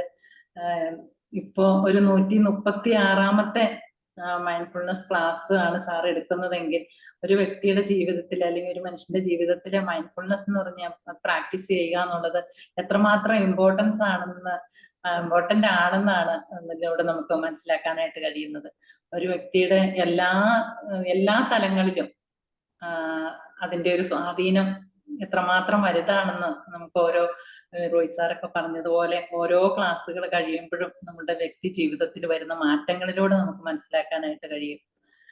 ഇന്ന് വളരെ മനോഹരമായിട്ടാണ് സെൽഫ് ട്രസ്റ്റ് എന്നുള്ള ആ ഒരു സബ്ജക്റ്റ് സാറ് എടുത്തത്. ഇന്ന് സംശയം ചോദിക്കാൻ ഷീൽ ടീച്ചറായിരുന്നു പതിവായിട്ട് സംശയങ്ങൾ ചോദിച്ചുകൊണ്ടിരുന്നത്. ശ്രീ ടീച്ചർ പ്രത്യേകം പറഞ്ഞിട്ടുണ്ട് ഇന്ന് ടീച്ചർ ഇന്നത് ക്ലാസ് മിസ് ചെയ്യുന്നുണ്ട്, ടീച്ചർ ഒരു യാത്രയിലാണ്, അതുകൊണ്ടാണെന്ന് പ്രത്യേകം ഇവിടെ പ്ലാറ്റ്ഫോമിൽ ഇൻഫോം ചെയ്യാൻ എനിക്ക് മെസ്സേജ് ഇട്ടിരുന്നു. അതാണ് ഞാനത് ഇവിടെ പറയാനായിട്ട് ആഗ്രഹിക്കുന്നത്. പിന്നെ ഓരോ ക്ലാസ്സിലൂടെയും നമുക്ക് ഫീൽ ചെയ്യുന്നത്, നമ്മൾ എക്സ്പീരിയൻസ് ചെയ്യുന്നത് അറിവിന്റെ ഒരു അപാരതയിലേക്ക് നമ്മൾ കൂട്ടിക്കൊണ്ടു പോകുന്ന ഒരു അനുഭവമാണ്. അതുപോലെ തന്നെ ഒരു മനോഹരമായ ഒരു മൈൻഡ്ഫുൾനെസ് മെഡിറ്റേഷനിലൂടെ നമുക്ക് കിട്ടുന്ന ഒരു പ്രശാന്തത എത്ര അത് അനുഭവിക്കുമ്പോൾ വളരെ സൗന്ദര്യത്തിലൂടെയാണ് നമുക്കത് അനുഭവിക്കാൻ കഴിയുന്നത്. എന്തായാലും KCTA-യുടെ ഒരു ഭാഗമാകാൻ സാറ് ഞങ്ങളോടൊപ്പം വന്നതില് തീർച്ചയായിട്ടും KCTA-യുടെ സംസ്ഥാന നേതൃത്വത്തിന്റെ പേരിലുള്ള പ്രത്യേകം നന്ദി പറയുകയാണ്. സാബു സാർ ഇതിന്റെ പ്രോഗ്രാം ഡയറക്ടർ, KCTA കോട്ടയം യൂണിറ്റിന്റെ ഭാഗമായ പ്രത്യേകം നന്ദി പറയുന്നു സാബു സാറിന് പ്രത്യേകം നന്ദി പറയുന്നു. കോട്ടയം യൂണിറ്റിന്റെ എല്ലാ ഭാരവാഹികളും ഇവിടെ ഉണ്ട്. എല്ലാവർക്കും പ്രത്യേകം അഭിനന്ദനങ്ങൾ അറിയിക്കുന്നു. Thank you so much. Thank you മാം. തീർച്ചയായും. ദെൻ ഇനി ആരാ സംസാരിക്കാനുള്ളത്? ആന്റി മാമ പറഞ്ഞോളൂ. സാറേ, കേൾക്കുന്നുണ്ടോ? കേൾക്കാം, പറഞ്ഞോളൂ. കേൾക്കുന്നുണ്ടോ? ഇൻറ്റ്യൂഷൻ എങ്ങനെ മറ്റുള്ളവർക്കൊന്ന് മനസ്സിലാക്കി കൊടുക്കാം? ഇൻറ്റ്യൂഷൻ ഉണ്ടെന്ന് പറയുന്നത് അത് എന്നാ പറയുന്നത്, ഒരു വിഭാഗം ആൾക്കാർക്ക് അത് ഉൾക്കൊള്ളാൻ പറ്റുന്നില്ല. അത് നിന്റെ തോന്നല. മീൻസ് എപ്പോഴും അതിനെക്കുറിച്ച് ഒരു നെഗറ്റീവായിട്ടുള്ള അറ്റംപ്റ്റ് ആണ് കൂടുതൽ ആൾക്കാരിൽ നിന്ന് വരുന്നത്. അതിനെ എക്സ്പ്രസ് ചെയ്യുന്നത് ഒന്ന് വിശദീകരിച്ചു തരാമോ? Thank you. ഓക്കെ, ഇൻഡ്യൂഷൻ എന്ന് പറയുന്നത് മറ്റുള്ളവർക്ക് മനസ്സിലാക്കി കൊടുക്കാൻ വളരെ ബുദ്ധിമുട്ടുള്ള ഒരു ആശയമാണ്. കാരണം എൻ്റെ ഇൻഡ്യൂഷൻ, ഓരോ വ്യക്തികൾക്കും അവരുടേതായിട്ടുള്ള ഇൻഡ്യൂഷൻ ഉണ്ട്. അത് പല പല അനുഭവങ്ങളെ, പല പല കാരണങ്ങളെ ആശ്രയിച്ചാണ് ഇരിക്കുന്നത്. ഉദാഹരണം, ഒരാൾക്കുണ്ടാകുന്ന ഇൻഡ്യൂഷൻ എന്ന് പറയുന്നത്, ഇപ്പം ഉദാഹരണം ഞാൻ പറയാം, ഈ സെൻ മാസ്റ്റേഴ്സ് ഉണ്ട്, അവർക്കൊക്കെ നല്ല ഇൻഡ്യൂഷൻ ഉണ്ടാകാറുണ്ട്. ആ ഇൻഡ്യൂഷനിൽ നിന്നാണ് അവർ സംസാരിക്കുന്നത്, അവരുടെ ആ രീതികളെല്ലാം. അപ്പൊ ഒരാളുടെ ഒരു ഇൻഡ്യൂഷൻ മറ്റുള്ളവർക്ക്, അല്ലെങ്കിൽ എനിക്ക് ഇൻഡ്യൂഷൻ ഉണ്ടെന്നുള്ളത് എൻ്റെ പ്രവൃത്തിയിൽ നിന്ന് വരും, എൻ്റെ സംസാരത്തിൽ നിന്ന് വരും, അതാണ് പ്രകടമാക്കുന്നത്. അല്ലാതെ എനിക്കുണ്ടെന്നുള്ളത് എനിക്ക് മറ്റുള്ളവർക്ക് പറഞ്ഞു കൊടുക്കാനോ അല്ലെങ്കിൽ അതിൻ്റെ ആ എക്സിസ്റ്റൻസിനെ കുറിച്ച് പറയാനോ സാധിക്കില്ല. അത് ഓരോ വ്യക്തികളുടെയും ജീവിതത്തിൽ ഉണ്ടാകുന്നതാണ്, അടിസ്ഥാനപരമായിട്ടുള്ളതാണ്. അത് വിസ്ഡം അല്ല. മറ്റൊന്ന്, അത് എന്താണ്, അവരുടെ ഉള്ളിലുള്ളതാണ്. എനിക്ക് അതിൻ്റെ ഇന്നലെ എനിക്കൊരു ക്ലാസ് ഉണ്ടായിരുന്നു. അപ്പൊ അതിനെക്കുറിച്ച് എന്നോട് ഒരാൾ ചോദിച്ചു. പക്ഷെ ഞാനിപ്പോ പെട്ടെന്ന് അതിന്റെ ആ മലയാളം സ്വാനുഭവജ്ഞാനം എന്നോ അങ്ങനെ എന്തോ എന്താണ്, ആന്തരികമായിട്ടുള്ള ഒരു ഇതാണ്, ആന്തരികമായിട്ടുള്ളതാണ്. അതിന്റെ ആ കൃത്യ മലയാള വാക്ക് ഞാൻ വീണ്ടും മറന്നുപോയി.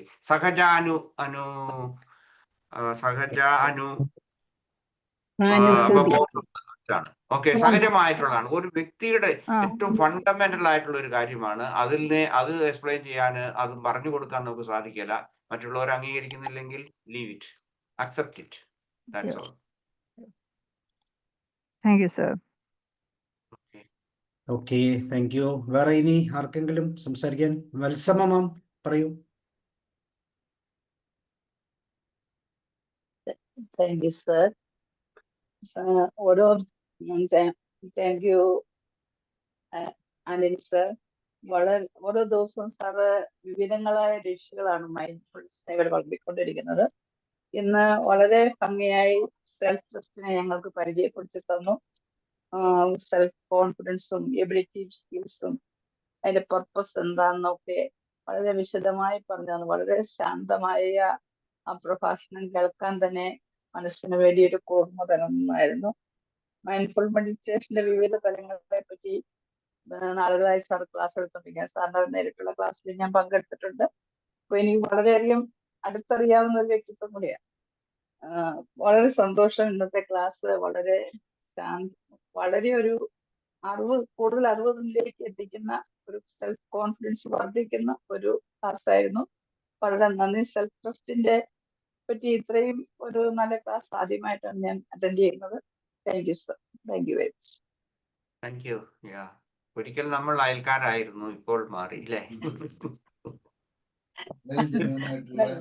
എന്നും അയൽക്കാർ തന്നെയാ, അതൊന്നും മാറ്റില്ല. Okay, thank you ma'am. വളരെ സന്തോഷം. ഇനി ആരാ അൺമ്യൂട്ട് ചെയ്യാനുള്ള? ഷാജു സാർ പറയൂ.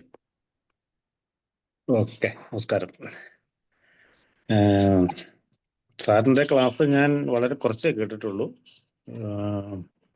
എന്തായാലും ഇത്ര ദൂരെ ഇരുന്ന് നമുക്ക് വേണ്ടിയിട്ട് ഇത്രയൊക്കെ ചെയ്യുന്ന സാറിന് ആദ്യമായിട്ട് നന്ദി അർപ്പിക്കുകയാണ്.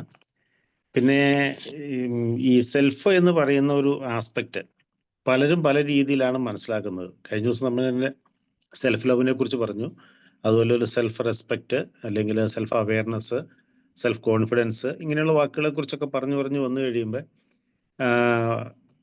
ഞാനും പല കൂടെ ക്ലാസ് അറ്റൻഡ് ചെയ്തിട്ടുള്ള ആളുകളൊക്കെ ആയിട്ട് ഡിസ്കസ് പറയുമ്പോൾ അത് മനസ്സിലാവുന്നുണ്ട്. പക്ഷെ വേറൊരു സെൽഫുമായിട്ട് ബന്ധപ്പെട്ട് വേറൊരു ആസ്പെക്റ്റ് പറഞ്ഞു കഴിയുമ്പോൾ തമ്മിൽ ഒരു കൺഫ്യൂഷൻ ഉണ്ടാകുന്നുണ്ടെന്ന് തോന്നുന്നുണ്ട്. എന്തായാലും ഇപ്പം ഈ പറഞ്ഞ കാര്യം വളരെ ക്ലിയർ ആണ്. സെൽഫ് ട്രസ്റ്റ് എന്ന് പറയുന്നത്, അത് നമ്മളെ തന്നെ വിശ്വസിച്ചില്ലെങ്കിൽ നമ്മളെ പിന്നെ ആര് വിശ്വസിക്കും എന്നൊരു ചോദ്യം ഒരു വളരെ പ്രധാനപ്പെട്ട ചോദ്യമാണ്. തന്നെയല്ല, നമ്മുടെ എല്ലാ പ്രവൃത്തികളിലും നമ്മുടെ ഒരു ഉറച്ച തീരുമാനം ഉണ്ടാവണമെങ്കിൽ, പ്രവർത്തനത്തിൽ ആത്മാർത്ഥത ഉണ്ടാവണമെങ്കിൽ തീർച്ചയായിട്ടും നമ്മളെ തന്നെ വിശ്വസിക്കണം. ഇത്തരം വാക്കുകൾ ഞാൻ പറഞ്ഞു വന്നത് എന്താണെന്ന് വെച്ചാൽ, ഇത്തരം വാക്കുകളുടെ പുറകിൽ ഒരു വലിയ ആശയമുണ്ട്. ഈ ആശയം വ്യക്തമാകുന്ന രീതിയിൽ തന്നെയാണ് ഇന്ന് പറഞ്ഞത്. അത് വളരെ സന്തോഷകരമായ കാര്യമാണ്, വളരെ ആശ്വാസകരമായ കാര്യമാണ്. ഇത് മറ്റൊരാൾക്ക് പറഞ്ഞു കൊടുക്കുമ്പോൾ തന്നെ ഇത്തരത്തിൽ കൺഫ്യൂഷൻ ഉണ്ടാകാനുള്ള സാധ്യത ഇക്കാര്യത്തിൽ കൂടുതലുണ്ട്. സെൽഫ് എന്ന് പറയുന്ന ഒരു ആസ്പെക്ട് തന്നെ നമ്മൾ എന്താ പറയുക, ഐഡിയൽ സെൽഫ് റിയൽ സെൽഫ് എന്ന് പറഞ്ഞു തുടങ്ങുമ്പോൾ തൊട്ട് തന്നെ അതൊരു ഭയങ്കര പ്രശ്നമാണ്. കാരണം ഇത് സാധാരണ കൂടുതൽ ചില ആളുകൾ മദ്യപന്മാരായിട്ടുള്ള ആളുകൾ പറയും, ഞാൻ എൻ്റെ സെൽഫ് എന്ന് പറഞ്ഞാൽ ദിവസം ഒരു 2 എണ്ണം കഴിക്കുന്നതും കൂടെ കൂടിയിട്ടാണ്, അതാണ് ഞാൻ, അതല്ലാതെ വേറെ ഞാനില്ല എന്നൊക്കെ അങ്ങനെയൊക്കെ പറയുന്ന ആളുകളുണ്ട്.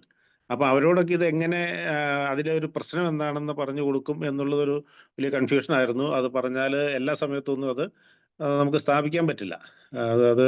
അതൊരു തെറ്റിദ്ധാരണയാണെന്നും അതില്ലാതെ അത് ഉള്ള നിങ്ങൾ തന്നെയാണ് ഓക്കെ ശരിയായിട്ടുള്ളതെന്നൊക്കെ പറയാന്ന് വെച്ചാൽ, എന്തായാലും ഇക്കാര്യത്തിൽ ഈ ഒരു വാക്കിന്റെ പിന്നിലുള്ള അർത്ഥം എന്നതിന് അപ്പുറത്ത് ഒരു വലിയൊരു ആശയമുണ്ട്, ഒരു ആശയപ്രപഞ്ചം തന്നെയുണ്ട്. അത് വളരെ ഭംഗിയായിട്ട്, വളരെ സിസ്റ്റമാറ്റിക് ആയിട്ട്, വളരെ ഓർഡറിൽ ഓരോന്നും വിശദീകരിച്ച് തന്നത് വളരെ മനോഹരമായിട്ടുണ്ട്. വളരെ പ്രയോജനപ്രദമായിരുന്നു. എല്ലാവിധ നന്ദിയും കൃതജ്ഞതയും അനുമോദനങ്ങളും അർപ്പിക്കുന്നു. ഇനിയും സമയക്കുറവുകൊണ്ടാണ് എനിക്ക് പല ക്ലാസ്സുകളിലും കേൾക്കാൻ പറ്റാതെ വന്നിട്ടുള്ള 2-3 ക്ലാസ് ഞാൻ ആകത്തം കയറിയിട്ടുള്ളൂ. ഇനി പരമാവധി ഞാൻ ഇതിനു വേണ്ടി ശ്രമിക്കും എന്നുകൂടി അറിയിക്കുകയാണ്. വളരെ സന്തോഷം. പിന്നെ കുറച്ച് ആളുകൾ, അതായത് മാനസികാരോഗ്യങ്ങൾ മരുന്ന് കഴിക്കുന്ന ആളുകളുടെ ഒരു ഗ്രൂപ്പ് ഉണ്ട്, ഒരു വാട്സാപ്പ് ഗ്രൂപ്പ് ഉണ്ട്. അപ്പൊ അവർക്ക് ഇത് കൊടുത്താൽ വളരെ ഉപകാരപ്രദമായിരിക്കും എന്നാണ് ഞാൻ കരുതുന്നത്. അതിന് വേറെ പ്രശ്നമൊന്നും ഇല്ലല്ലോ, നമ്മുടെ ഈ പ്രോഗ്രാം പ്ലാറ്റ്ഫോമില് ലിങ്ക് അവർക്ക് ഷെയർ ചെയ്യുന്നതിൽ? ഒരു കുഴപ്പമില്ല സാർ, ഒരു കുഴപ്പമില്ല. അവര് ശരിക്കും ഒരു അതിജീവന കൂട്ടായ്മ എന്നാണ് പറയുന്നത്. അവരെ മരുന്ന് കഴിക്കുകയും അവരവരുടെ അനുഭവങ്ങൾ പങ്കുവെക്കുകയും ഒക്കെ ചെയ്യുന്നുണ്ട്. നമ്മളൊരു കൗൺസിലിംഗിൽ നമുക്ക് കിട്ടുന്നതിനേക്കാളും വലിയൊരു ഫീഡ്ബാക്ക് അവിടുന്ന് കിട്ടുന്നുണ്ട്. അപ്പൊ ശരിക്കും വെറുതെ ക്ലാസ് മാത്രമാണെങ്കിൽ അവർക്ക് മനസ്സിലാവില്ല. പക്ഷെ ഇന്നത്തെ പോലെയുള്ളതാണെങ്കിൽ വളരെ അവർക്കൊരു എന്താ പറയുക, ഉള്ളിൽ തന്നെ ഒരു എക്സ്പീരിയൻസ് ചെയ്യാൻ പറ്റുന്ന ഒത്തിരി കാര്യങ്ങളുണ്ട്. അതുകൊണ്ട് ഞാനത് അങ്ങനെ ഒരു പ്രായോഗികമായ ഒരു തലം കൂടി അതിനെക്കുറിച്ച് ആലോചിക്കുന്നുണ്ട്. എന്തായാലും ഇതുമായിട്ട് ബന്ധപ്പെട്ട നമ്മുടെ KCT എന്ന് പറഞ്ഞ സംഘടനയും സാബു സാറും മറ്റേ എല്ലാവർക്കും വീണ്ടും ഞാൻ നന്ദി പറയുകയാണ്. Okay, thank U. സാറേ, ഈ ആൽക്കഹോളിക് അനോണിമസ് എന്നൊക്കെ പറയുന്ന പോലെ തന്നെ അത് വളരെ പ്രയോജനകരമാണ്. അങ്ങനെയുള്ള ആ സെയിം മനസ്സുള്ളവർ കൂടെ ചേർന്ന് നിൽക്കുമ്പോൾ ഒത്തിരി റിസൾട്ട് കിട്ടും. അപ്പൊ സാർ തീർച്ചയായിട്ടും പ്രൊമോട്ട് ചെയ്യും. അതുപോലെ നമ്മുടെ ഈ ക്ലാസ്സുകളെല്ലാം യൂട്യൂബിൽ റെക്കോർഡഡ് ആണ്. നമ്മുടെ യൂട്യൂബ് എടുത്തിട്ട് ഞാൻ കണ്ടിട്ടുണ്ട്. അതിനകത്ത് സമയം പോലെ ഇടയ്ക്ക് കയറി കാണാറുണ്ട്. അത് ഷെയർ ചെയ്ത് കൊടുക്കുന്നതിന് കുഴപ്പമില്ല. ആന്റണി സാർ വളരെ ഡീറ്റെയിൽ ആയിട്ടാണ് ക്ലാസ്സുകൾ എടുക്കുന്നത്, അതുകൊണ്ട് വളരെ കൃത്യമായിട്ട് കാര്യങ്ങൾ മനസ്സിലാക്കാം. Then Subhash, Subhash unmute. Sir, good evening. ഇപ്പൊ പറഞ്ഞ ആൽക്കഹോളിക് അനോണിമസിന്റെ ഒരു ആക്റ്റീവ് മെമ്പറാണ് ഞാൻ. It since last 18 years I am sober. ബോംബെയിലുള്ള സമയത്താണ് ആൽക്കഹോളിക് അനോണിമസ് അറിഞ്ഞത്. പിന്നെ അതിനുശേഷം കണ്ടിന്യൂസ് ആയിട്ട് മീറ്റിംഗ്സ് അറ്റൻഡ് ചെയ്യാറുണ്ട്. ഇപ്പൊ മരത്തിനെയാണ് എന്നെയും നാർക്കോട്ടിക് അനോണിമസ്. അപ്പൊ അതിൽ ഈ ഡ്രഗ്സിന്റെ അഡിക്റ്റ് ആയിട്ടുള്ള ആൾക്കാർക്കുള്ള ഒരു ഗ്രൂപ്പാണ് എന്നെ. അപ്പൊ അതുമായിട്ട് പറഞ്ഞപ്പോൾ ഞാൻ അതിന്റെ കണ്ടിന്യൂവേഷൻ ഞാൻ ചെയ്തു എന്നുള്ളേ ഉള്ളൂ. പിന്നെ സാറിന്റെ മെഡിറ്റേഷനിൽ തന്നെ അതിന് മുമ്പ് പറഞ്ഞുള്ള എല്ലാം ആ മെഡിറ്റേഷനിൽ തന്നെ കൺക്ലൂഡ് ക്യാപ്സ്യൂളായിട്ട് തന്നു കഴിഞ്ഞു. ബിക്കോസ് അതിൽ സ്പെക്ടേറ്റർ ആവണം എന്ന് പറഞ്ഞു. നമ്മൾ ഓഷോ പറഞ്ഞ മാതിരി സാക്ഷിഭൂതനായിരിക്കണം. We have to spectate our self. അപ്പൊ ആ ഇന്നർ ഗുരുവിനെ നമ്മൾ കണ്ടുപിടിച്ച് കഴിഞ്ഞാൽ എന്തായാലും ആ ഒരു ബെല്ലും ഇതൊക്കെ നന്നായിട്ടുണ്ട്. സാറിന് അങ്ങനെ വല്ല യൂട്യൂബോ ഓഡിയോസോ അങ്ങനെ എന്തെങ്കിലും ഉണ്ടെങ്കിൽ സാറ് ത്രൂ എനിക്ക് ഷെയർ ചെയ്താൽ, if is creating his own അങ്ങനെ ഒരു മെഡിറ്റേഷൻ ലിങ്കോ അങ്ങനെ ഉണ്ടെങ്കിൽ, ആ മ്യൂസിക്കൊക്കെ വളരെ നന്നായിട്ടുണ്ട്. എന്തായാലും സാറ് ഡോക്ടർ സാബു സാറിൻ്റെ ത്രൂ ആണ് എനിക്ക് ഇങ്ങനത്തെ ഒരു ഓപ്പർച്യൂണിറ്റി ചെയ്ത്. വളരെ gratitude to you, to everybody. ഇത്രയും നല്ല പേഴ്സണാലിറ്റീൻ്റെ കൂടെ ഇങ്ങനെ ഇപ്പം എവിടെ പോയാലും ലൈഫിൽ ഈ സൈക്കോളജി ആയിട്ട്. ബട്ട് സാറ് പറഞ്ഞു ബാംഗ്ലൂർ യൂണിവേഴ്സിറ്റി, ഞാൻ 25 കൊല്ലം ബാംഗ്ലൂരായിരുന്നു. അപ്പോൾ ബാംഗ്ലൂർ യൂണിവേഴ്സിറ്റി പോയാലും അവിടുത്തെ സൈക്കോളജി ഡിപ്പാർട്ട്മെന്റ് പോകും. അപ്പം അങ്ങനെ എന്തായാലും വളരെ നന്നായി സാർ, എനിക്കൊരു ചാൻസ് തന്നതിന് സംസാരിക്കാൻ. Thanks for hearing. Thank you sir. Thank you sir, thank you. Then ഇനി ആരെങ്കിലും? ദീപ മാം, ലീലു. ഞാനൊരു കാര്യം പറഞ്ഞോട്ടെ സാർ. അതായത് 136ാമത്തെ ക്ലാസ് ആണ് ഇത്. അപ്പൊ ഓരോ ക്ലാസിന്റെ അവസാനം ഞാൻ 20-25-30 മിനിറ്റ് ഒക്കെയാണ് ക്ലാസ് എടുക്കുന്നത്. അതിനുശേഷം ഓൾവേസ് ഒരു 20 മിനിറ്റ് ഗൈഡഡ് മെഡിറ്റേഷൻ ഉണ്ട്. അപ്പൊ അതിന്റെ ലിങ്ക് എല്ലാം ഇതിനകത്ത് സാറിന്റെ ഈ ലിങ്കിൽ നിന്ന് കിട്ടും. ഓൾവേസ് എല്ലാ ക്ലാസിന്റെയും അവസാനം ഒരു ഗൈഡഡ് മെഡിറ്റേഷനോട് കൂടിയാണ് കൺക്ലൂഡ് ചെയ്യാറുള്ളത്. Okay, so it is available. നമ്മുടെ യൂട്യൂബിലെ പ്ലേലിസ്റ്റ് നോക്കിയാൽ മതി. അതിനകത്ത് ആന്റണി സാറിൻ്റെ പേരിൽ തന്നെയുണ്ട്, mindful meditation by Antony Puthampurakkal എന്ന് പറഞ്ഞ് പ്ലേലിസ്റ്റ് ഉണ്ട്. നമുക്കത് ആക്സസ് ചെയ്യാം. ഏകദേശം 250ഓളം ക്ലാസ്സുകൾ മൈൻഡ്ഫുൾനെസ് ബേസ് തന്നെയുണ്ട്. നമുക്ക് മറ്റൊരു സാറും മൈൻഡ്ഫുൾനെസ് ക്ലാസ്സുകൾ എടുക്കാറുണ്ട്, പക്ഷേ ആന്റണി സാറാണ് അത് അതിൻ്റെ അകത്ത് pioneer. So thank you. Then വേറെ ആർക്കെങ്കിലും ദീപ? സാർ ഇന്നലെ KCTA ഞാൻ ഗൂഗിൾ സെർച്ച് നോക്കി കോഴിക്കോട് ഉണ്ടോന്ന്, but it's so amazing that only it's in Kottayam. Because അപ്പൊ ഞാൻ വിചാരിച്ചു കാലിക്കറ്റിൽ ഉണ്ടാവും വെച്ചിട്ട് മനോഹർലാൽ സാർ, ഇല്ല സാർ, എല്ലായിടത്തും സാർ ഉണ്ട്. Manoharlal sir come on.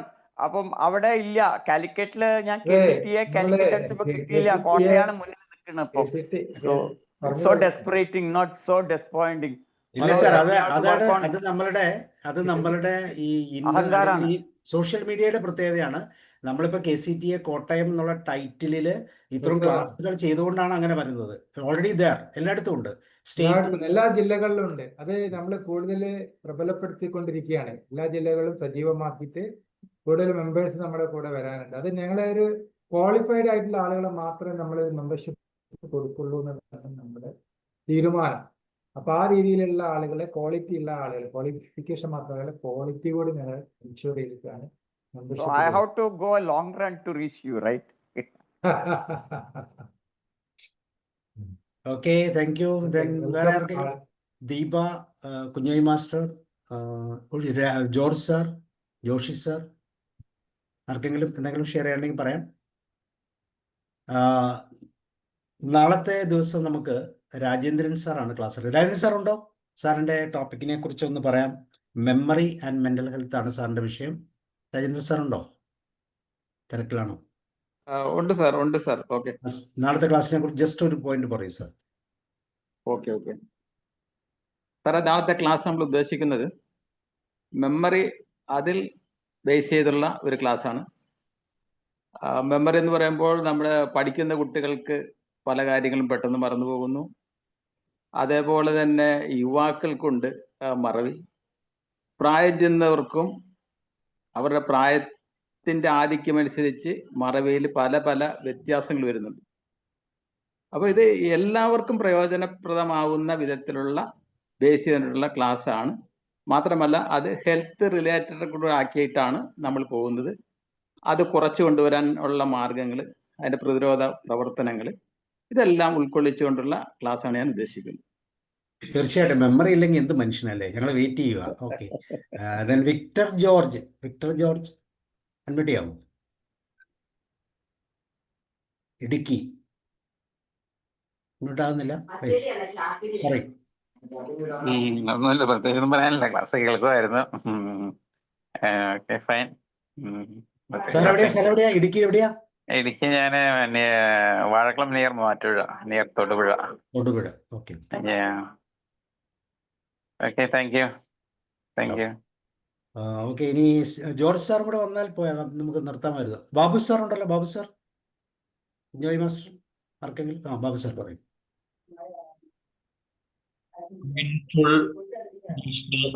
പ്രോഗ്രാം അതിലെ ഒരു അധികായനാണ്. കാരണം സാറിനെ സംബന്ധിച്ചിടത്തോളം ഈ രംഗത്തെ ഒരു അതുല്യ പ്രതിഭയാണ്, അധ്യാപകനാണ്, അതും മൈൻഡ്ഫുൾനെസ്സിന്റെ അധ്യാപകൻ. കേരളത്തിൽ ഈ രംഗത്ത് പ്രഗത്ഭരായവരുടെ എണ്ണം എന്ന് വെച്ച് കഴിഞ്ഞാൽ കുറവാണ്. ഇതിലാദ്യം തിരുവനന്തപുരം മെഡിക്കൽ കോളേജിലെ ഡോക്ടർ S. കൃഷ്ണൻ, അതിനുശേഷം സ്കൂൾ ഓഫ് പെഡഗോഗിക്കൽ സയൻസിലെ ഡോക്ടർ സുരേഷ്, ഇങ്ങനെ കുറെ പ്രഗത്ഭരുണ്ട്. എങ്കിൽ പോലും നമ്മുടെ സ്കൂളുകളിൽ ഈ പറയുന്ന യോഗയ്ക്കാണ് കൂടുതൽ പ്രാധാന്യം കൊടുക്കാറുള്ളത്. മൈൻഡ്ഫുൾനെസ് മെഡിറ്റേഷൻ ഒരു ടൂളായിട്ടൊന്നും കൂടുതൽ വന്നിട്ടില്ല. ഞങ്ങൾ ഒരു പ്രോഗ്രാമിൽ ഈ മൈൻഡ്ഫുൾനെസ് മെഡിറ്റേഷനെ ആധാരമാക്കി അതെത്രത്തോളം പ്രയോജനപ്രദമാണ് എന്ന് മനസ്സിലാക്കാൻ വേണ്ടി ഒരു പ്രാക്ടീസ് നടത്തി. അപ്പം മൈൻഡ്ഫുൾനെസ് പ്രാക്ടീസ് ഈ രംഗത്ത് വിദഗ്ധരായവരാണ് ഒരു മാസത്തിന് ഈ ക്ലാസ് കൊണ്ടുപോയത്. അപ്പോഴതിന് എക്സ്പെരിമെന്റൽ ഗ്രൂപ്പ്, കൺട്രോൾ ഗ്രൂപ്പ്, ഇങ്ങനെ 2 ഗ്രൂപ്പുകൾ ഉണ്ടാക്കി. അപ്പൊ ഈ ഗ്രൂപ്പുകൾ നമ്മൾ ഉണ്ടാക്കിയതെന്ന് വെച്ച് കഴിഞ്ഞാൽ അതൊരു റാൻഡം സെലക്ഷനാണ് നടത്തിയത്. അപ്പോൾ ഒരു ഗ്രൂപ്പിന് ഈ മൈൻഡ്ഫുൾനെസ് ബേസ്ഡ് ആയ പ്രോഗ്രാം അതായത് mindfulness based stress reduction therapy കൊടുത്തു. മറ്റുള്ളവർക്ക് ആ ഒരു സമയത്ത് അവരെ വെറുതെ ഇരുത്തി. അതിനുശേഷം ഇത് രണ്ട് ക്ലാസ്സിൻ്റെയും അനാലിസിസ് നടത്തി എത്രത്തോളം അവർക്കത് പ്രയോജനപ്പെട്ടു എന്നതിനെ മനസ്സിലാക്കിയപ്പോൾ ഈ മൈൻഡ്ഫുൾനെസ് നൽകിയ ക്ലാസ്സിലെ വിദ്യാർത്ഥികൾ ഏറ്റവും കൂടുതൽ പോസിറ്റീവ് നേച്ചർ പല പ്രയോജനങ്ങളും അവർക്ക് ഉള്ളതായിട്ട് തോന്നി. അപ്പോൾ ഏറ്റവും പ്രയോജനപ്രദമായ ഒരു പ്രോഗ്രാമാണ് ഇത്. സാറിൻ്റെ ഈ ക്ലാസ്സിനെ കുറിച്ച് പറയുവാനായിട്ട് ഞാൻ ആളല്ല, കാരണം ഈ രംഗത്തെ അതുല്യ പ്രതിഭയാണ്. അതും റിസർച്ച് ബേസ്ഡ് ലെവലിലുള്ള ക്ലാസ് ആണ്. അപ്പോൾ ഒരു കാര്യം കൂടി അറിയുവാൻ ആഗ്രഹിക്കുന്നു. സാറ് വിയന്നയിലുള്ള സ്കൂളിൽ ഈ മൈൻഡ്ഫുൾനെസ് കുട്ടികൾക്ക് എങ്ങനെയാണ് കൊടുക്കുന്നത്, അതിൻ്റെ ക്ലാസ് ടൈം എന്താണ്, അതിനെക്കുറിച്ച് ഒരു ചെറിയ അനുഭവം കേൾക്കുവാനായിട്ട് താല്പര്യമുണ്ടായിരുന്നു. ഓക്കെ സാറേ, അതിന് മുൻപ് സാറിനെ എനിക്കൊന്ന് പരിചയമില്ല, ഒന്ന് പരിചയപ്പെടുത്താമോ? സാറോ അല്ലെങ്കിൽ സാറ് തന്നെ ഇപ്പൊ ഇതിപ്പോ എന്നെ പറ്റി ഇത് പറഞ്ഞു. അപ്പൊ ഞാൻ ഐ എം സോറി, ഞാൻ ആദ്യമായിട്ട് കാണുന്നതാണെന്ന് തോന്നുന്നു സാറിന്. അതുകൊണ്ട് സാറിനെ എനിക്കൊന്ന് പരിചയപ്പെടുത്താം. അത് കഴിഞ്ഞിട്ട് ഞാൻ ഇവിടെ ഉള്ളതിനെ കുറിച്ച് ഞാൻ പറയാം. എൻ്റെ പേര് ബാബു തോമസ് എന്നാണ്. ഞാനൊരു റിട്ടയർഡ് അധ്യാപകനാണ്. സാറിൻ്റെ ഒന്ന് രണ്ട് വീഡിയോസ് ഞാൻ കണ്ടിരുന്നു. കൂടുതൽ ക്ലാസ്സുകളൊന്നും ഞാൻ പങ്കെടുത്തിട്ടില്ല. മാത്രമല്ല, ഇതിൻ്റെ സാറിൻ്റെ ഒരു ക്ലാസ്സിൽ പങ്കെടുത്ത് അടുത്ത ഒരു ക്ലാസ്സിൽ കൂടി പങ്കെടുത്താൽ മാത്രമേ ഇതിൻ്റെ കൂടുതൽ കാര്യങ്ങൾ നമുക്ക് ഇതിനെക്കുറിച്ച് വ്യക്തമാകുകയുള്ളൂ. വല്ലപ്പോഴും ഒരു ക്ലാസ് അറ്റൻഡ് ചെയ്ത് കഴിഞ്ഞാൽ അതിൻ്റെ അത്രയൊരു ഡീപ്പ് ലെവലിലേക്ക് നമുക്ക് എത്തുവാനും സാധിക്കുകയില്ല. ഞാൻ പേഴ്സണലായിട്ട് സാറിനെ വാട്സാപ്പിൽ കോൺടാക്ട് ചെയ്തോളാം. Thank you very much. Okay സാറിന്റെ ചോദ്യം. ഞങ്ങൾ ഇവിടെ ചെയ്യുന്നത്, ഞാൻ ഇവിടെ പ്രവർത്തിക്കുന്നത് ഇവിടുത്തെ റെഡ് ക്രോസ് എന്ന് പറയുന്ന ഒരു ഓസ്ട്രിയൻ, ഇന്ത്യയിലുണ്ടല്ലോ റെഡ് ക്രോസ്, എല്ലാ രാജ്യത്തും ഉള്ളതുപോലെ ഇവിടുത്തെ റെഡ് ക്രോസ് എന്ന് പറയുന്ന ഒരു സംഘടനയുണ്ട്. അത് ഒരു സെമി ഗവൺമെന്റൽ സംഘടനയാണ്. റെഡ് ക്രോസുകാരുടെ നേതൃത്വത്തിൽ ഇവിടെ ഉള്ള അവർ ഒത്തിരി കാര്യങ്ങൾ ചെയ്യുന്നുണ്ട്. അതിന്റെ ഒരു ഭാഗമാണ് ഇന്റഗ്രേഷൻ എന്ന് പറയുന്ന ആ ഒരു പ്രോജക്റ്റ്. അപ്പൊ ഏകദേശം വിയന്ന ഗവൺമെന്റ് തന്നെ ഏകദേശം ഒരു 30 മില്യൺ യൂറോ ഈ ഇന്റഗ്രേഷന് വേണ്ടി ഒരു വർഷം ചെയ്യുന്നുണ്ട്. അതേസമയം ഫെഡറൽ ഗവൺമെന്റ് ഏകദേശം 200-250 മില്യൺ യൂറോയാണ് ഈ ഒരു പ്രോജക്റ്റിന് വേണ്ടി ചെയ്യുന്നത്. അപ്പൊ എന്റെ ജോലി എന്ന് പറയുന്നത്, ഞങ്ങള് we are known as ambassadors എന്ന് പറയും, അതായത് ഫോർ ഇന്റഗ്രേഷൻ എന്ന് പറയുന്നത്. അത് അംബാസഡേഴ്സ് ഫോർ ഇന്റഗ്രേഷൻ ആയിട്ട്, അങ്ങനെ ഒരു അംബാസഡർ പോലെയാണ് ഞാൻ ജോലി ചെയ്യുന്നത്. നിങ്ങൾ സ്കൂളിൽ പോയിട്ട് അപ്പൊ ഓരോ സ്കൂളും ആയിട്ട് ഈ റെഡ് ക്രോസുകാർ ബന്ധപ്പെടും. ഞാൻ നേരിട്ടും ചില സ്കൂളുകളിൽ ഞാൻ പോയിട്ടുണ്ട്. അത് വിയന്നയിലല്ല. വിയന്ന എന്ന് പറയുന്ന ഒരു സ്റ്റേറ്റും ക്യാപിറ്റൽ സിറ്റിയാണ് ഓസ്ട്രിയയുടെ. ഞാൻ വിയന്നയ്ക്ക് പുറത്തുള്ള മറ്റ് സ്റ്റേറ്റുകളിൽ നേരിട്ട് പോയിട്ട് തന്നെ അവരെന്നെ കോണ്ടാക്ട് ചെയ്ത് ഞാൻ പോകാറുണ്ട്.